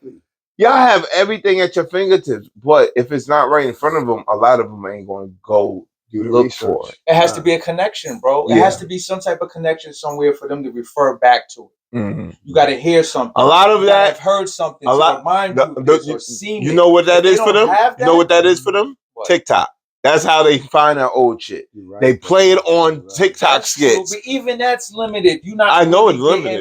You getting a clip of it. shit. The shit when we were kids. Like damn. Like I wouldn't even sample that. It ain't, you know what I'm saying? They I sample shit from further. They sample shit from 5 years ago. Shit, right, exactly. Not, Ready? Bro, it don't matter. They redoing it. Hip hop been sampling itself for quite some time now. Yeah, and right now, it's like right now the wave is you take obscure 90s or no, actually not even 90s, early 2000s record and redo it. A lot of the artists that's out now, especially I don't know about now, but the last couple years I've seen a lot of the new female artists. They will redo the records. They're going crazy right now. They're redoing a lot of the times. It's just the instrumental to me. I'm like, did they even change the beat? So the Glorilla joint. That's the Mike Jones. She's on the Mike Jones beat. You talking about the Wipe Me Down is Boosie. It's Glorilla. You know it's Shorty with Lulu. They like there she go. That beat is the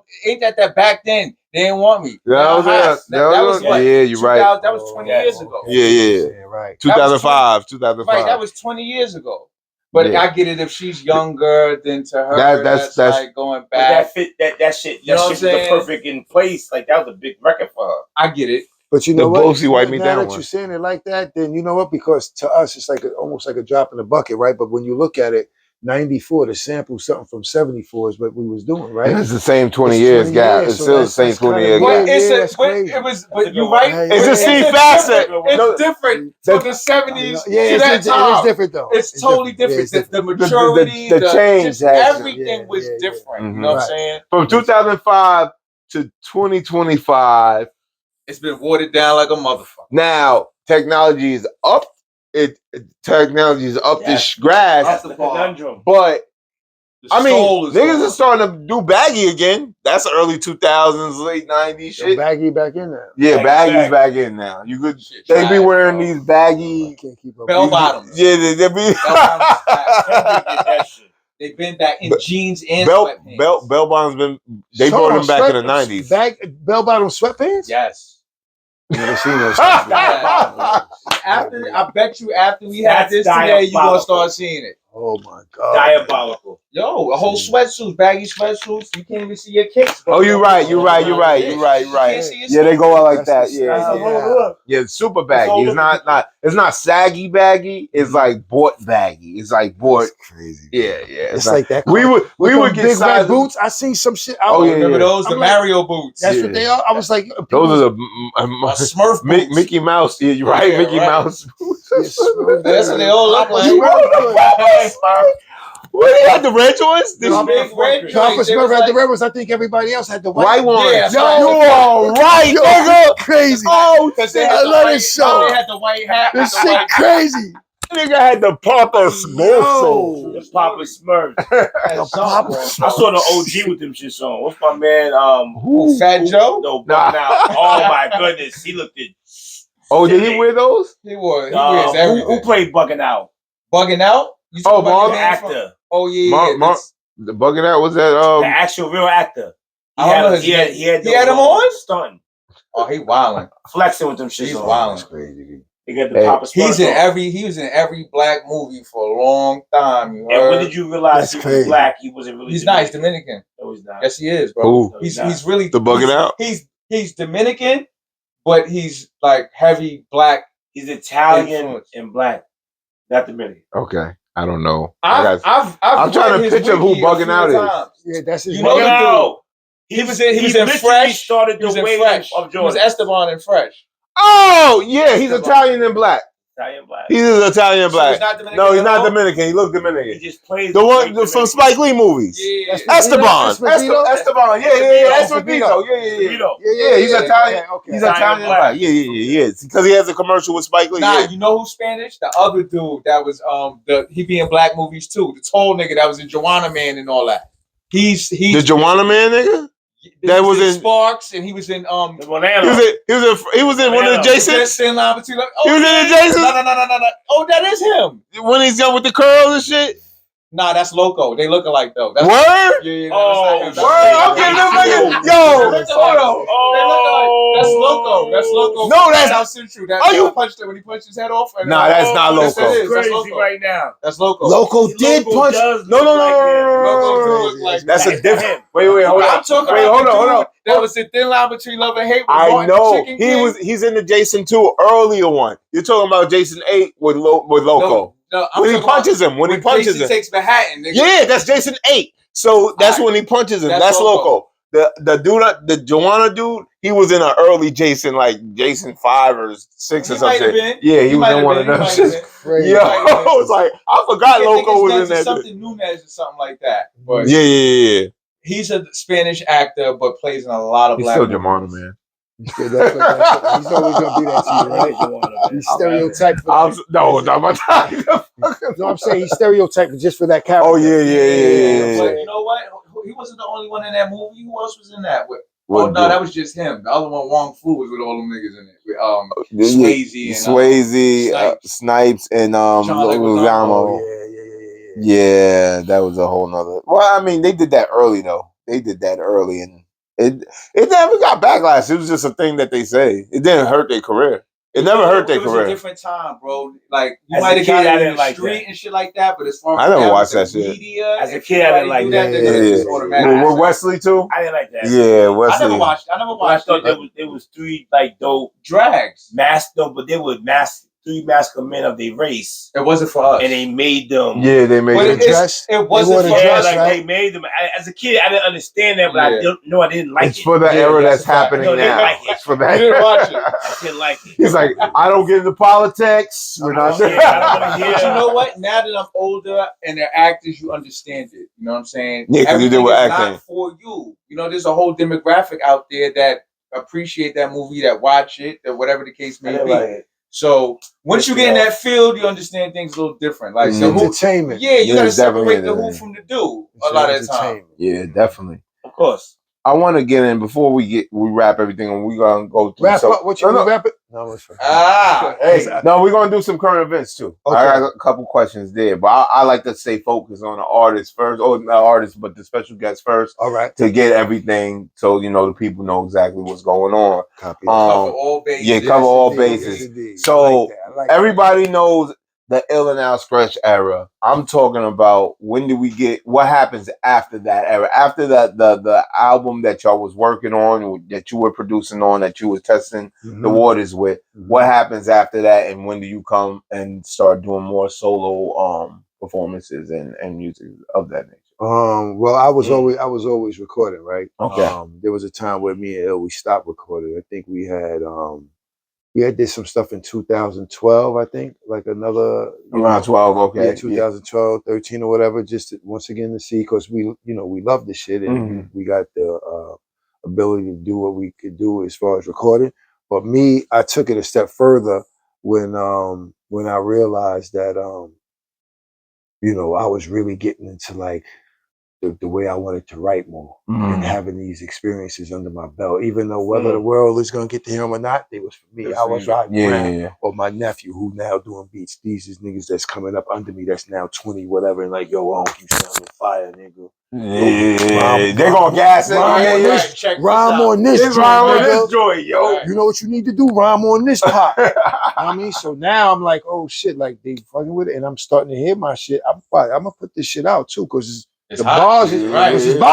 Yeah. It's bars. Yeah. It ain't for everybody, but it's some niggas that's gonna tap in and be like, yo, why you ain't throw this out? Like, oh, this shit hot, or whatever they gonna do. But yeah, artists, all artists, new artists, old artists, artists just being born.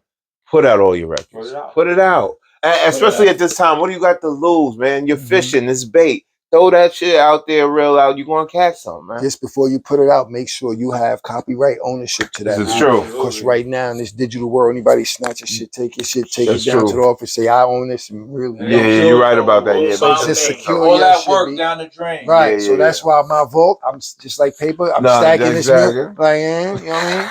In my untimely demise, it'll be a situation of, all right, we could get paid, but let's get paid the right way. So it's all those hours. Niggas don't understand how many hours of energy it takes. Recording. Time. To just write. To think the thought process. Then to perform it and record. Right. In my case, I'm recording myself.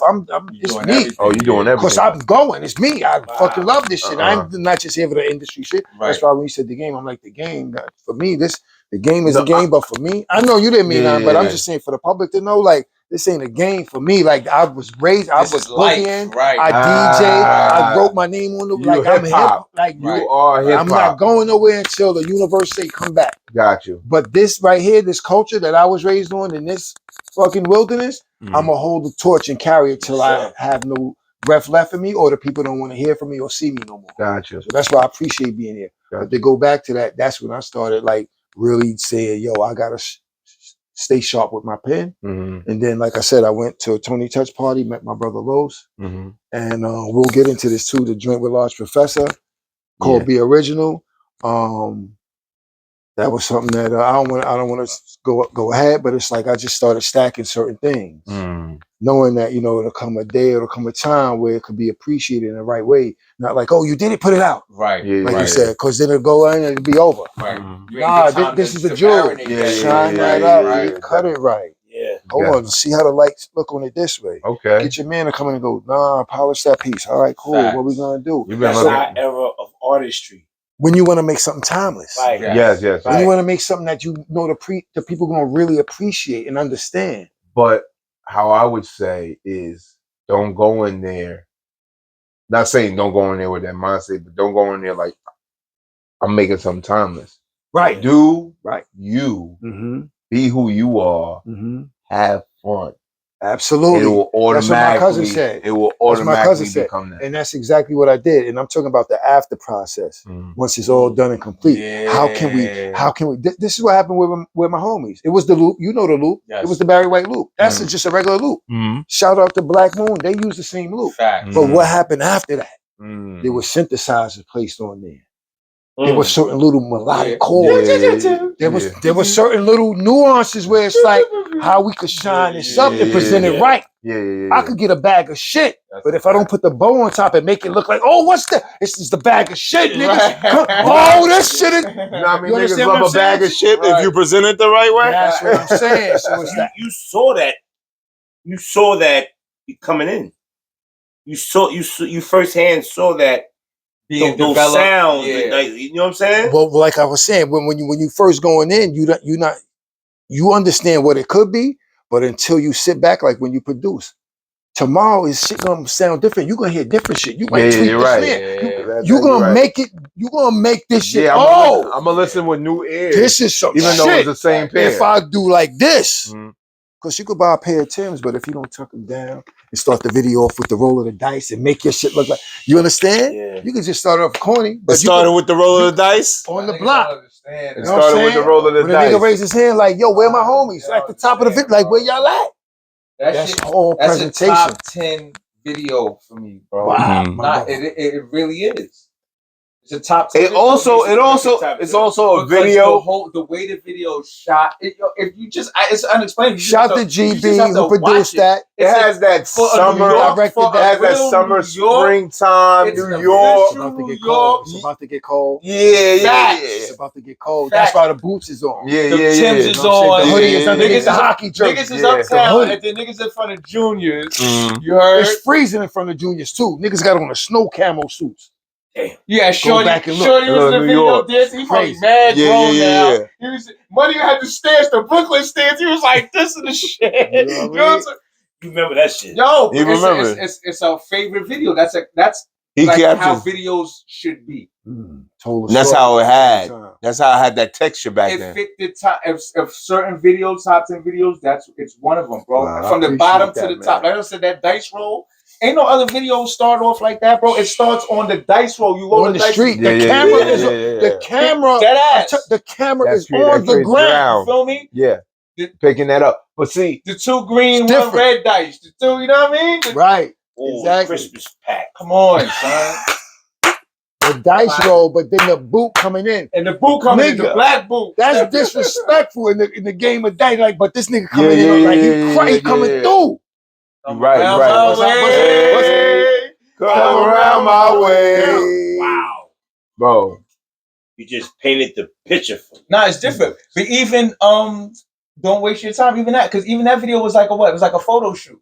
It was like it was like some model shit going on. Facts. It was like some model shit going on. It was that shit stuck, especially little niggas. Like that's my introduction.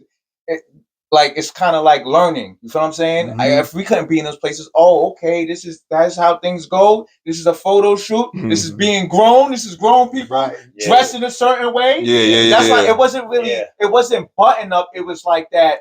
It was that casual. Yes, it was exactly. Cool. It wasn't hood. Cool, it wasn't hood. It wasn't hood though. It wasn't super formal. You had to go home and change. Super formal. That was my point before. It was right. It was casual church. Yes. Casual church. Like that. It was before. It was like we gotta wear button ups. It was like nah, nigga. We've been doing this in this club.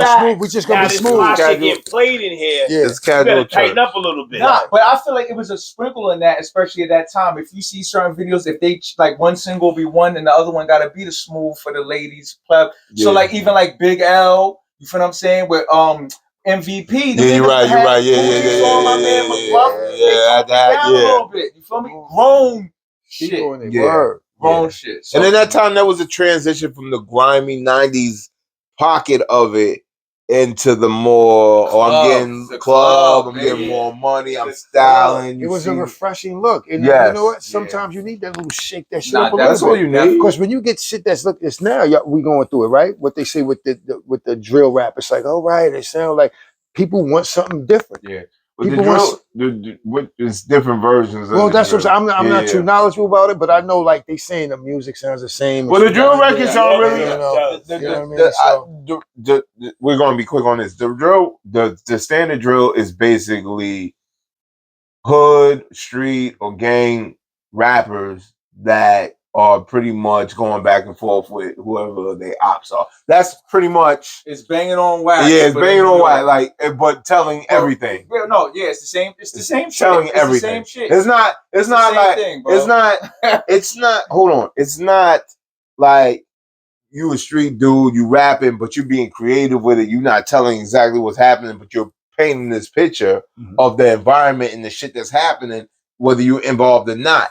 This is I did this. I'm about to do this. You my ops. Events that happened. They're dissing the dead. This is real time rapping. Real time. Yes. Real time, bro. Standard. That's dangerous, bro. To the point where niggas is dying every day. They giving away football numbers too, though. Is what I'm saying. Yeah, babies too. Yo, I just watched. You watch the Wario Bro. I have Word on the Street, Wario Bro. It's on YouTube. I didn't see that. Yo, a kid this Tuesday. Today's Tuesday. Yesterday, Tuesday morning. What's that? St. Barnabas Hospital? Yeah. They found a nigga dead in front of the hospital, bro. In front of the hospital. Oh, they just left him there. Yeah. Because he got shot and the man's didn't want to catch something. So whoever went. But yo, that's crazy, bro. But this is what's going on with drill and especially in the Bronx. Yeah, the Bronx is crazy with it. It's wild out. Brooklyn too, but the Bronx is just really, really. These are the young boys, right? Young Teenagers, teens, early 20s. Yeah. See, man, that's why I'm glad I grew up and Mr. Lopez, man, taught us how to box. Took us in the courtyard when he saw us fighting. Hey, we from the same block. You don't use stick. What you going? And put the gloves on. Like this is how you jab this. And you know, back then there was no guns. Worst thing, somebody had a knife or a 4-finger ring, whatever. Right. But if you wasn't nice with your hands, it was like you gonna tone it down, my G. Later on, it got you don't want the fist. Like what we doing? Yeah. But now it's like the guns come out. And First, that's the part that's automatic. like, yo, from the gate. To the young boys, man, if I can say anything, man, that's another jewel on where my homies. We like, yo, where my homies? Because we was back then, it was getting crazy. It was like, damn, we was getting locked up. It's like, damn, my homies is getting locked up. They dying. That record is synonymous with the same thing. What y'all just telling me now about drill, man. So yo, if y'all can, just to the young boys, get a different message out there, man. Or go talk to your ops, man. We all connected, B. We not even ops. I don't even want to use that. We ain't ops. We ain't nothing to be opping. Words is ops. We ain't nothing to be opping. They be related and beef with each other. That should be crazy. That's bananas. Yes, that's wild. That's some small town shit, man. Listen, men could always have a conversation. Even through disagreement, we could find compromise. Right. I think you know what I mean? See, it's funny. It's not funny, but it's weird because that era or mind state would be like, you old or you this or you that, and it's like, don't you want to get to the age I'm at? Or you thinking like you have a limit, and that's it? Because these kids are talking the way they're eventually going to end up. They don't see themselves past a certain point. Yeah. I didn't see myself as old, but we wasn't trying to stop it. We wasn't trying to stunt the growth. See, that was different. I had older brothers. I wanted to be older. I wanted to drive. I knew I wanted to drive. I knew I wanted to get my own place. Oh, you wanted to run? I know that's. But it was because of the music and everything. Everything molded me. Thank God, not in the wrong way, but still kind of did. Because you grew up in Douglas. I grew up in Douglas, in Jersey too. I came out here. I went to school out here, but that's home. You feel what I'm saying? That's a home base. So I got both sides. But like, what was I saying? You said, fuck. You was talking about, damn it. he was talking about basically how he had older brothers. Oh yeah, older brothers. The older, older. He had aspirations to become an older man. So I was kind of like always. I'm glad you said. So I was kind of always out of it, bro. Like everybody that really know me, I'm here, but I was always gone because I always had in a different world, visions of shit because of what I'm seeing every day, bro. And what I'm hearing on the radio, I'm like, nah, something got to give. Yeah. So that's why I started rapping early.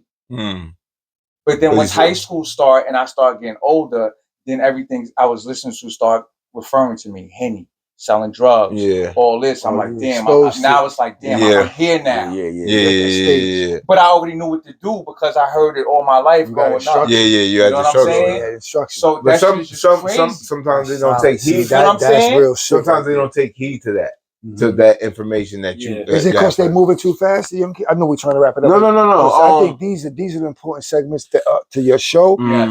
Young ears gonna catch this and be like, no, I'm trapped. I don't want to be in this game. I want to get up. How do I do it? Well, look at it this way. It's not only just the young teenage kids, the black kids. The whole generation is rushing too much.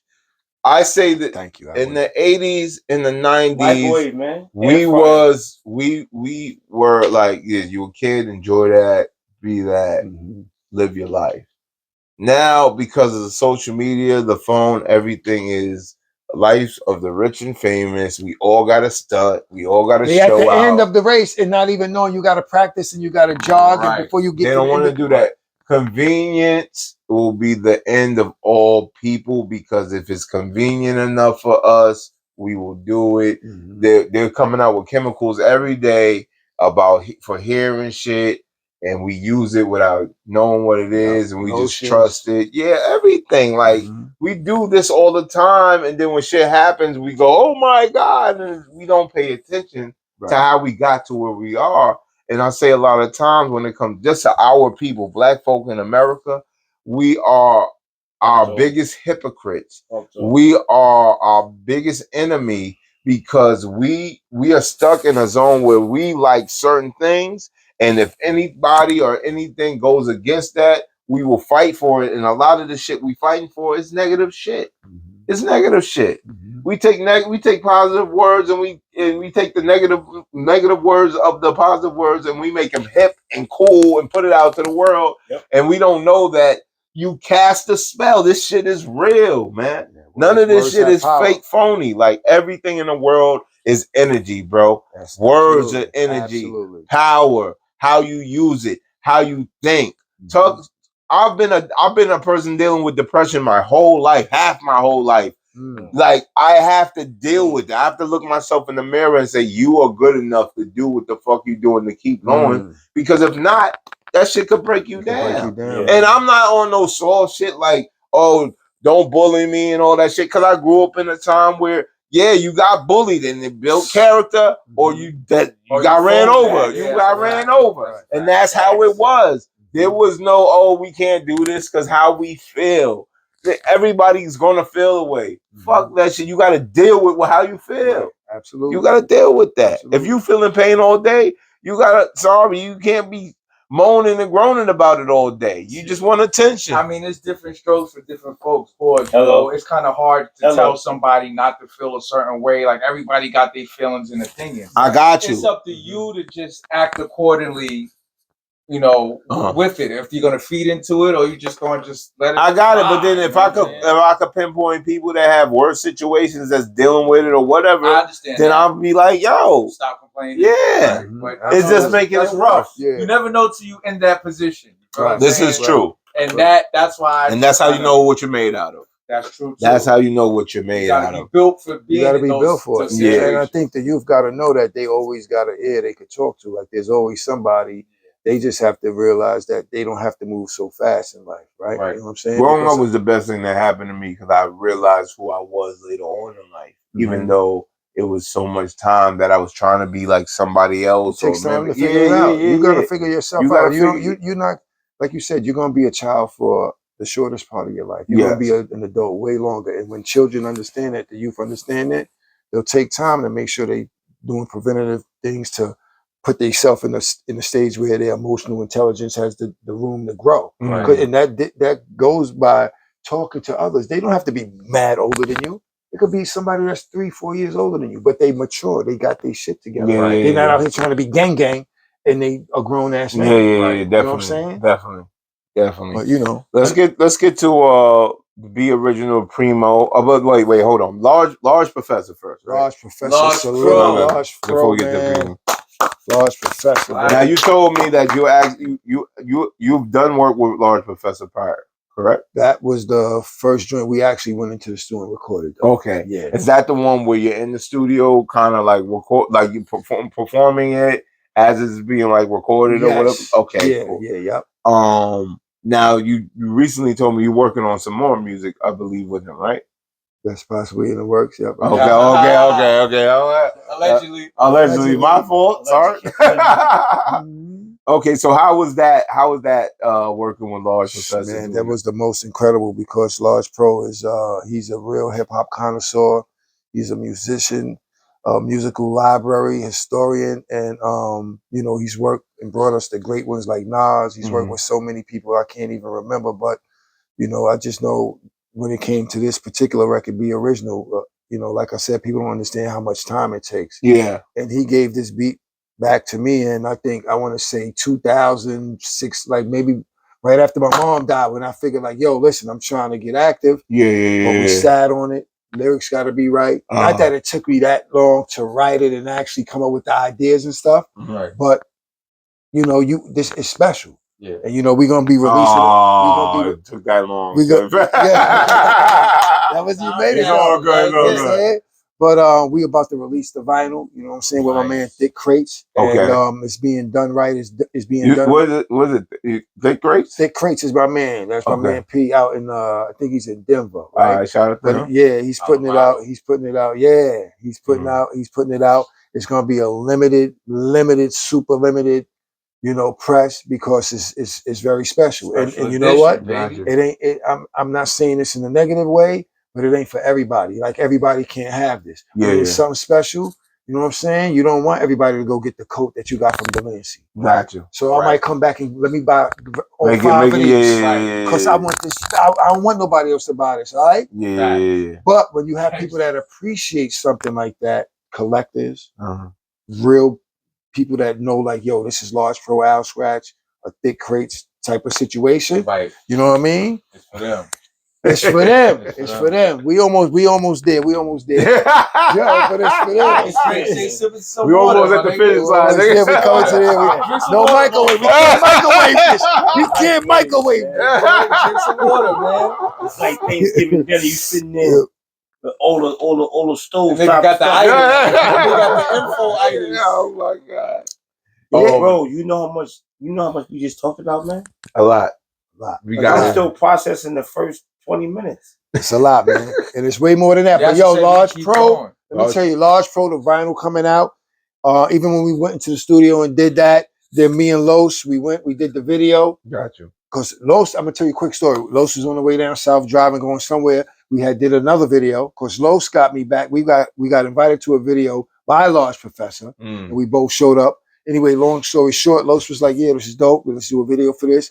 He was like, you got anything else? And I sent him the Large Pro joint. And He was like, nigga, this right here, we got to do a video for this ASAP. But that video we did a while back, but now we about to release that. So Large Pro, salute to him. And, you know, patience is the key for something that's going to be great. Okay. You know what I'm saying? So that's what's up. So you've been working. I've been active. We've been active. You know what I'm saying? Active working. You're working to me is more like, you know, it's there's a, remember what we said about wording? Working is you put one step in front of the other. Your body still, you still moving, you still outside, you still get shaking. I don't mean you gotta go to the office and you gotta clock in, brother. No, I know, but I'm just saying when they say working, right? When you love it, it's not work. That's what I'm trying to say. You know what I mean? But I'm actively working and creating and coming up for real. And Primo, man, that's another joint. Yo, it's crazy, right? Primo, Large Pro. And I got this idea. I spoke to the producers who I want to do it with. But years ago, when you listen to a certain album, it had certain producers on it, right? Yes. And we all know what these classics are. Yes. Right. So, you know, Al Skratch being the solo artist that I am, that's what I'm working towards, to kind of get that, because I know that's something that not only do I want, but the real avid listeners of hip hop from that particular boom bap era, they would enjoy it. I think they would appreciate it. Absolutely. Let me find out you're doing. I don't want to say he about to get the super. But it makes sense. Why not? Especially now. I mean, that's true. It's opportunity, bro. Especially how things is going, bro. Like God bless me. We lost a lot of people, bro.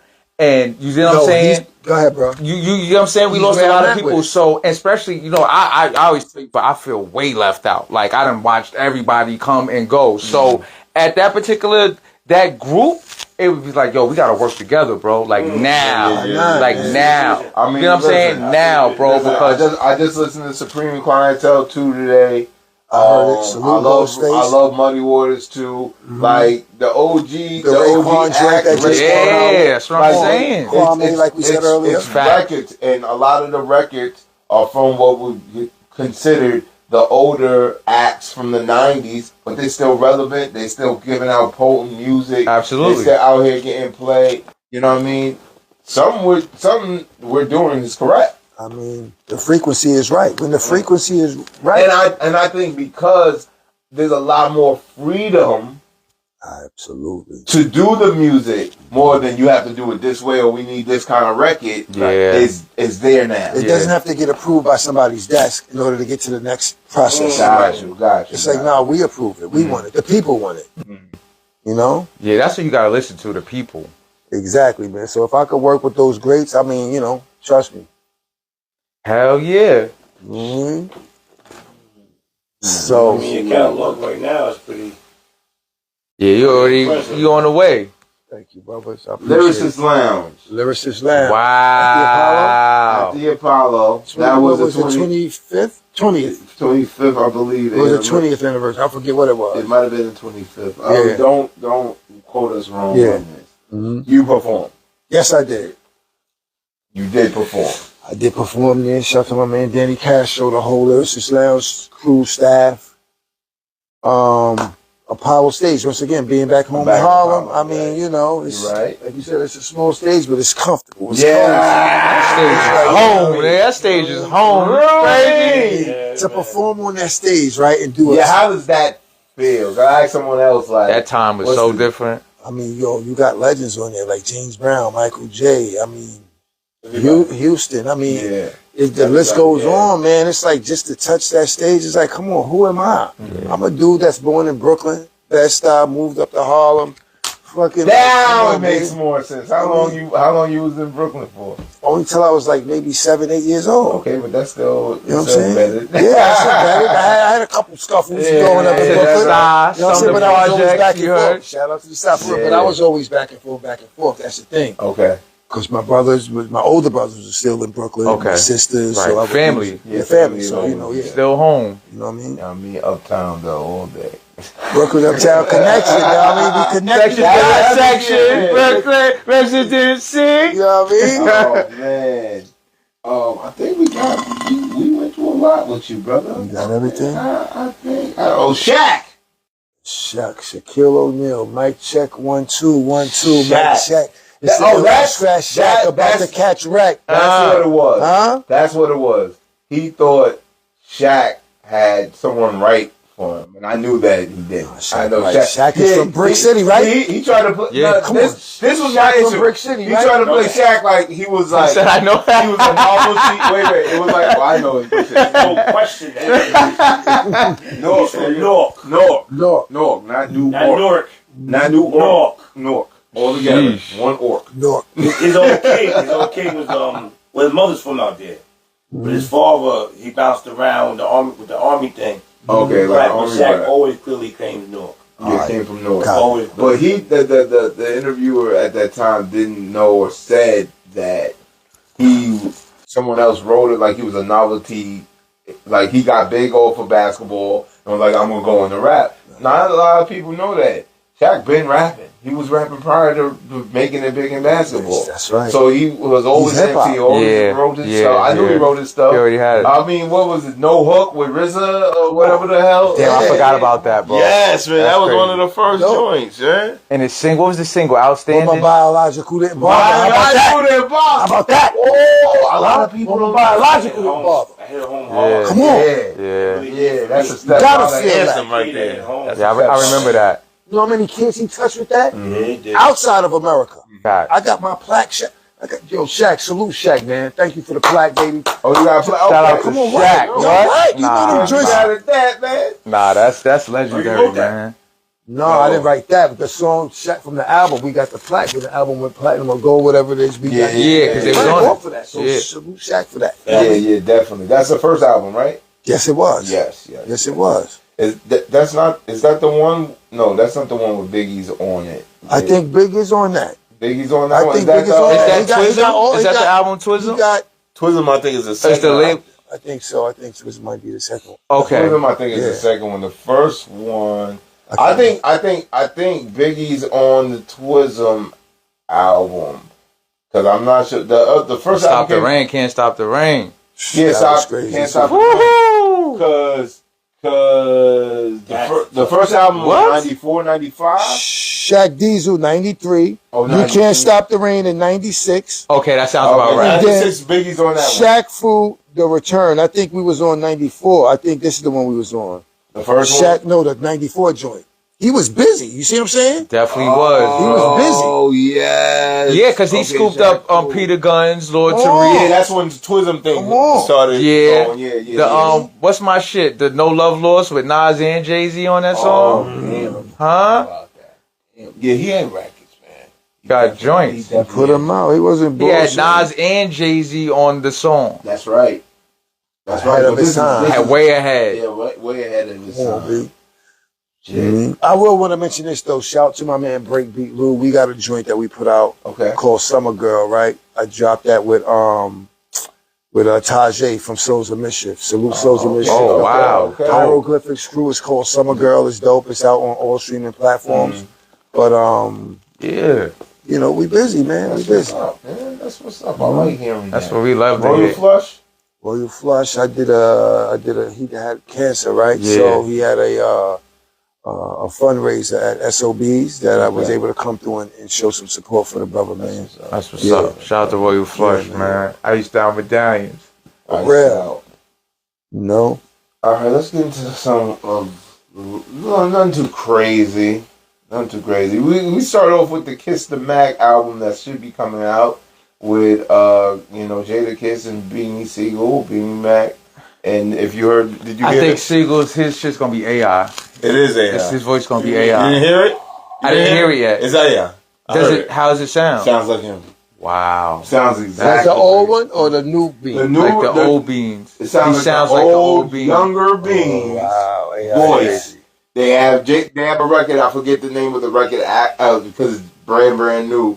But it's Jada going first, and then right after that, Beans come in, and you hear it crystal clear. Who wrote it? Who wrote it? And it's like Beanie Boys in his He prime. probably wrote it and recorded it, but they must have threw AI in the system. And I might have to do something like that.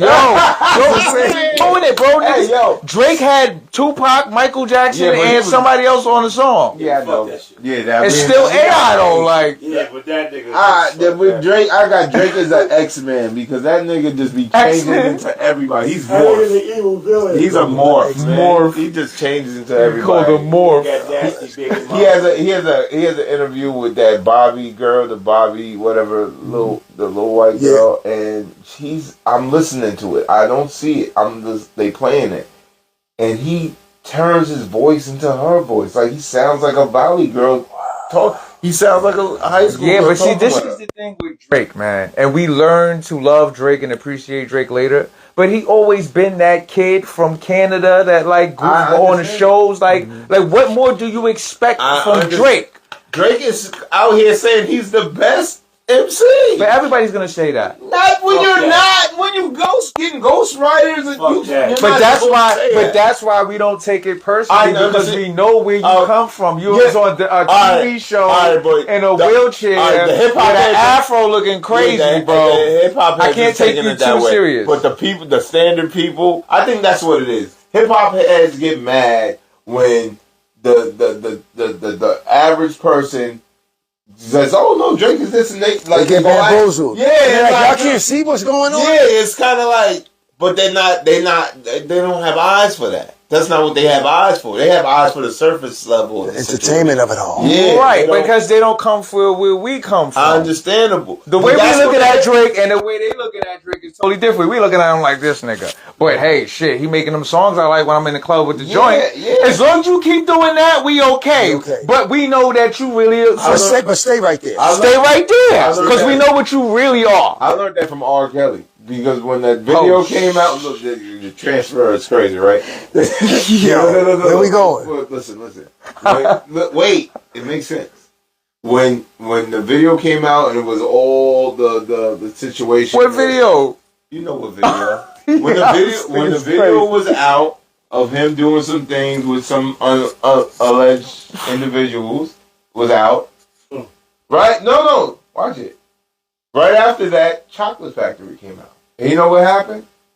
Step in the name of love. Fire. Niggas was like, okay. Banger after banger. Now, you know why? Yo, bro. I'm going to tell you why, though. Because when that tape came out, niggas wasn't really sure yet. It was still that time. It was still that time. It was glitchy. It was glitches. It wasn't super digital, bro. It was on VHS. I had niggas brought the tape to my house. I remember. Yo, he got a point. Right? Because it was like, yo, but hold on. Because we had him up there. And that would have brought him down there. It was like, nah, B, that can't. Because it wasn't valid.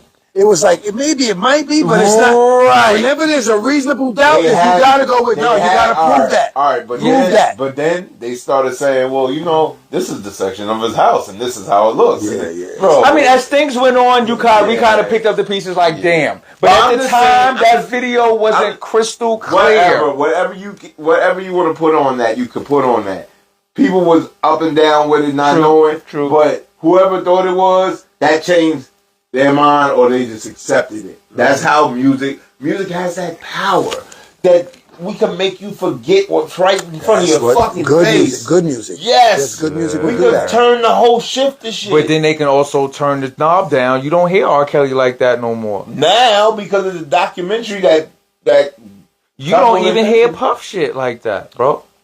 Yeah, but you. Yo, I got a song with Puff sample on the hook, bro. And when that whole shit started, bro, that shit is not on. I can't find that song no more. It's gone. If they play anything from like 93, 94, and up to a certain point, Puff's fingerprints is all in that. It's the ad lib, production, but it's very few songs. The only song I really hear is "One More Chance." That still comes on once in a while, but you don't hear too much of Puff. You don't hear R. Kelly. It's not being played on the radio. You have to go and find that somewhere. People will play what they want to play anyway. So don't get it twisted, bro. At some point in time, when they ready to turn that TV off, They gonna do it. Did you see 50 Cent as Bell? That picture is Bell. Yo, let me tell you, niggas is getting on He had him. to shave his beard. Yeah. He shaved his beard. I think he looked off. He kind of He got the baby ass face. Balrog from Street Fighter. Okay. Okay. They're redoing the Street Fighter. That's gonna be fire, bro. The makeup they got on his face make him look older, which I don't know why, because Balrog is supposed to be younger in the face, and he just got the braids. Nah, he ain't got no braids. He got like no Balrog got braids, because there's another picture that 50 has up where he don't show his face, but he shows the back where he has a braid. They probably put it there, the braids going back. He had the fade braids. That's how Balrog had it. He had the fade braids. Nah, Balrog had no braids. He just got a fade and he got I'm saying the original character. I'm saying the character, the actual character from the game. The game he talking about. Yes. He had braids. No, he did not, bro. I'm a Street Fighter fanatic. You want bet some? Pull it up right now. Yeah, DJ had braids. DJ had braids. Balrog is the boxer. He looks like Mike Tyson. And he looks like Mike Tyson. He has no braids, bro. Let's see. He has a part in his hair. He has a half moon. It's not like a half moon. It's like some fake triangle shit. How you spell it? Balrog. B-A. Yes, Balrog. I'm a fanatic, nigga. I know. R-O-G. You sound like he might be. I know. Trust me, I know. That's him. That's a demon, bro. Let me put you. Whoa. Right there. It was a demon. Okay. Is that all right, so we both He got wrong. the Mike Tyson. No, we both were wrong. Let me see, bro. He has this zigzag. Yeah, that shit. But in a way, it looks like it could be braids from whatchamacallit, but it's not. But they added braids in the movie, though. They probably gonna give it. Okay, that's what they ain't give. I don't think so. Look, they're gonna give him something. He's not gonna have that haircut. I don't think 50's gonna have the zig. Yeah. Why not? He did the bald headed shit before that when the movie he had cancer. Go back, put 50 Cent and put how can I put 50 Cent in there and then see, because they have a picture where it shows like some braided hair. I didn't see that. 50 Cent, Balrog, Street Fighter. Then put 50 Cent. 50 Cent, Balrog. You think 50 Cent gonna do it? Absolutely. I think it's perfect. I think that's perfect. Yes. He's gonna do it. They don't show the picture. They don't show him it. It's on the brain. Like he never rapped. Like all he did was write. Who? 50 Cent. 50 is With his show ideas, he gets the right person, the right writer, the right producer, the right. He hires the people to do the. You know what I'm saying? Yeah. He hires the right people. That's because when you're a writer, and then when you're a writer and you're good and you're surrounded by other people and you know that they're really good and really nice, that's who you want to. That's who you pull in. That's who you pull in. You know what I'm saying? So you got to know what to know. Like, I got to make this shit bigger. I need the best writers. Right. Better than me. Way better than me. I once saw a guy on the Instagram talking like that. He said, you know, what happens with a lot of businesses, right? And people who are somewhat successful, they'll spend money on, let's say, merch or, ads and things like that. When he said, and they hit a ceiling. He said, what happens with the wealthy, the rich, the people that become the billionaires and multimillionaires is that they hire the people, like you saying, who can actually do the job. You got to hire people smarter than you. Yes. You got to put your ego to the side and go, who can make my set the dopest set? Yeah. Fuck it, it's going to cost me this. Yeah, because you might know how to situate it, but you might not know how to get to the ending without these people to set that out. Set that out. Did you see the picture of The Rock? He slimmed down. He's super slim, and then talking about him. I saw Fast and Furious 11. No. Recently, they saying that he was sick or something like that. Is it 11? That's what I see. He was in that one. He was in that one. That's some new shit coming out. No, he has a movie that he's promoting about a fighter, that went through some trials and tribulations in like the late 90s, early 2000s and shit. He's like, I forget the name of the fighter right off the back of my head, but it's called The Smashing Machine. So he got real bulked up for that movie. Like he's always bulked up, but he got real up. Yeah, because he had to play like a different kind of wrestling. It's not that wrestling. It's like the real UFC, the start of the UFC for wrestling, right? So he had to do that, and he did that. But on the promotion of it, he's super slim. He's not even his regular size. He's slimmed down. He's like Batista. Remember Batista slimmed down. He used to be hella hulky and shit. But he probably slimmed down for another role.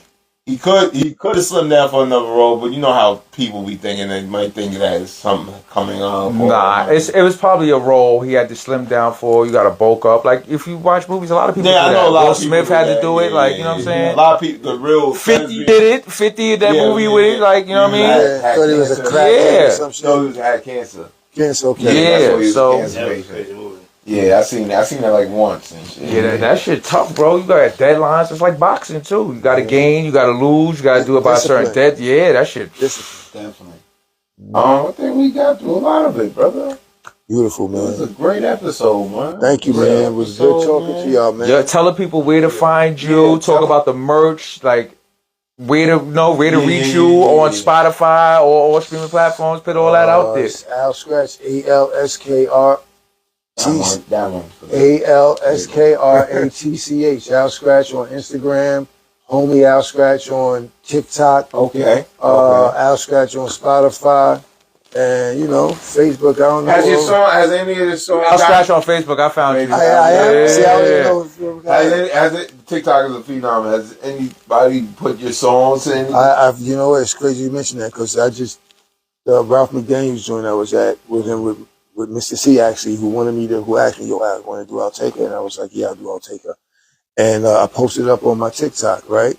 And the shit got mad views. Boom. And this goes back to what Aqua was saying, and I'm learning this, like the demographics, like it's mad women out there that's like, yo, what's good? Like, mad positive comments. This nigga still looking. This nigga, like, yo, what's up? Like, so I know there's a void where I need to be providing them with like that music. Get in touch, they back touch with the people. Facts. Because not everybody knows how to search for music like we do. Yeah. Especially females, like. They gonna search for what there was a point in time where I didn't hear songs for 10, 20 years until they start playing them on the radio again on certain radio stations or DJs play them. You would never hear certain songs if you don't know where to find them. It's funny you bring that up, and it's a good segue because I had this in my head. Like I was like, I want to ask them this.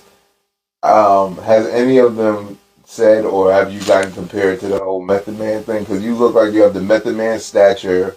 Y'all have a similar face, like features. Look. Mm-hmm. So how did that come across? Because Method Man has always been a ladies' man since he came out, but he's even more now. Oh, there you go. Right. There you go, ladies.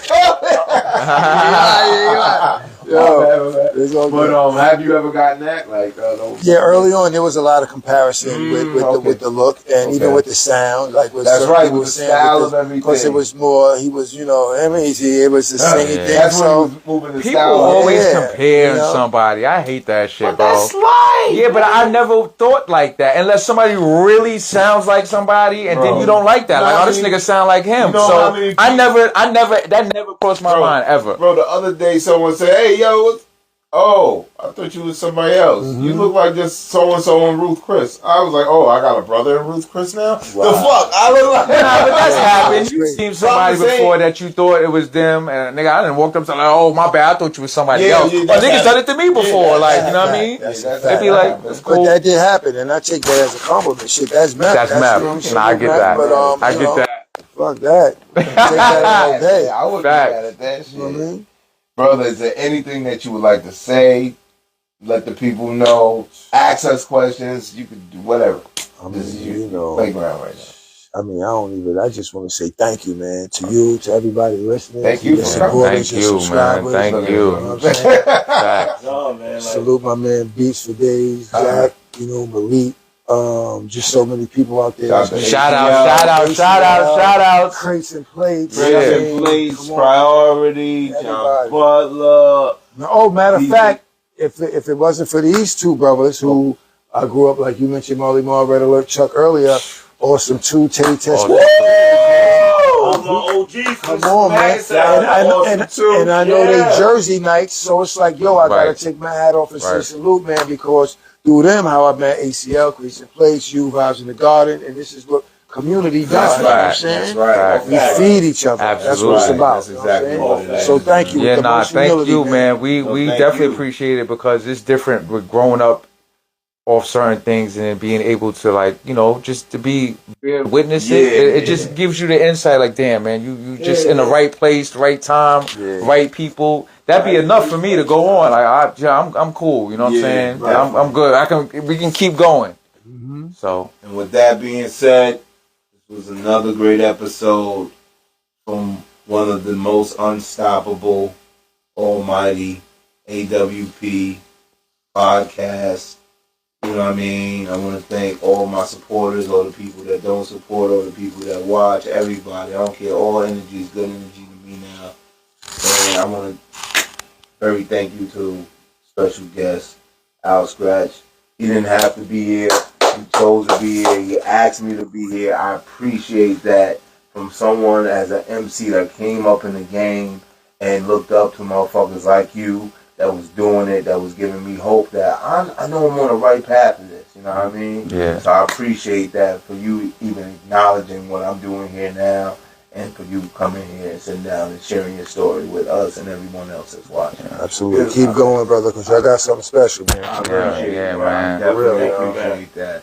You know what I mean? My co-host with the Mo's always rolling up, always moving that deal. Yo, matter of fact, I got a show next Wednesday at the BK Nest. I'll see you promoting that. Yeah, bro, that shit just kind of happened out of nowhere. So shout out to the Baseline. We be out there in Brooklyn. Just check us out, man. 103rd Street Music on Instagram. Al Skratch in the building. No doubt. You know what I'm saying? Ak, what up? You alright? You know what? I forgot to mention, bro. Not to cut out. In October, I'm gonna be uptown. At Harlem. Okay. Uptown Night Market. You know about Uptown. Oh yeah, Night the Thursday night joint. Yeah, oh, I'm there. Under the viaduct. So come catch me. I'm gonna be there September 11th and also in October. Okay, because October's the last one. Oh, correct. Okay. Facts. Correct. Yeah, I'll be there. I'll be there. I'm coming, though. Trust me, I'm gonna be there. Because the night market, those are Thursdays. It's every Thursday. So. It start at 4. It go till like around what 10, like 11? 10, 11. Yeah, yeah, because it's funny because they got performances. Everything. Facts. They stopped the performances for a second. So me and my man, we was off that, but now we heard about it. He called me, he's like, yo, they opened it back up. Oh, I'm like, oh, it's lit. So you might just have to bring a little hoodie or something out. Mad food, all kinds of food trucks, liquor, drinks, love. Mad people be coming through too. You gonna catch a few people out there. I'm gonna have my tent out there with the green top, with my merch, everything. Yeah, we love. We definitely out there. I'm glad you said that, bro. I'm glad you gave me the heads up on that one. Yeah. Tell my peoples we outside. Yeah, outside. Newman. Yo, I just thank you for coming. I thank you for coming through, bro. I wanna reiterate that one more time because every day we don't have a chance to tap into our inner child, and with you putting that work in as a teenager led me as a little bit younger. Like I told you, we get out of school. Where my home is, and that was a real It was a thing. It was a thing. Different artists we took from. Yeah, that's a fact. And we said, and we annoyed our parents. Right. And being a parent now, hearing those type of things makes me appreciate what you did even more so. You know what I'm saying? Like hearing from my kids, they little internet weird shit, but it's significant to them. It's important to them. Right. This is how you was important to us. Nah, it's not the same, bro. It's not the same, bro. It's not the same. They don't have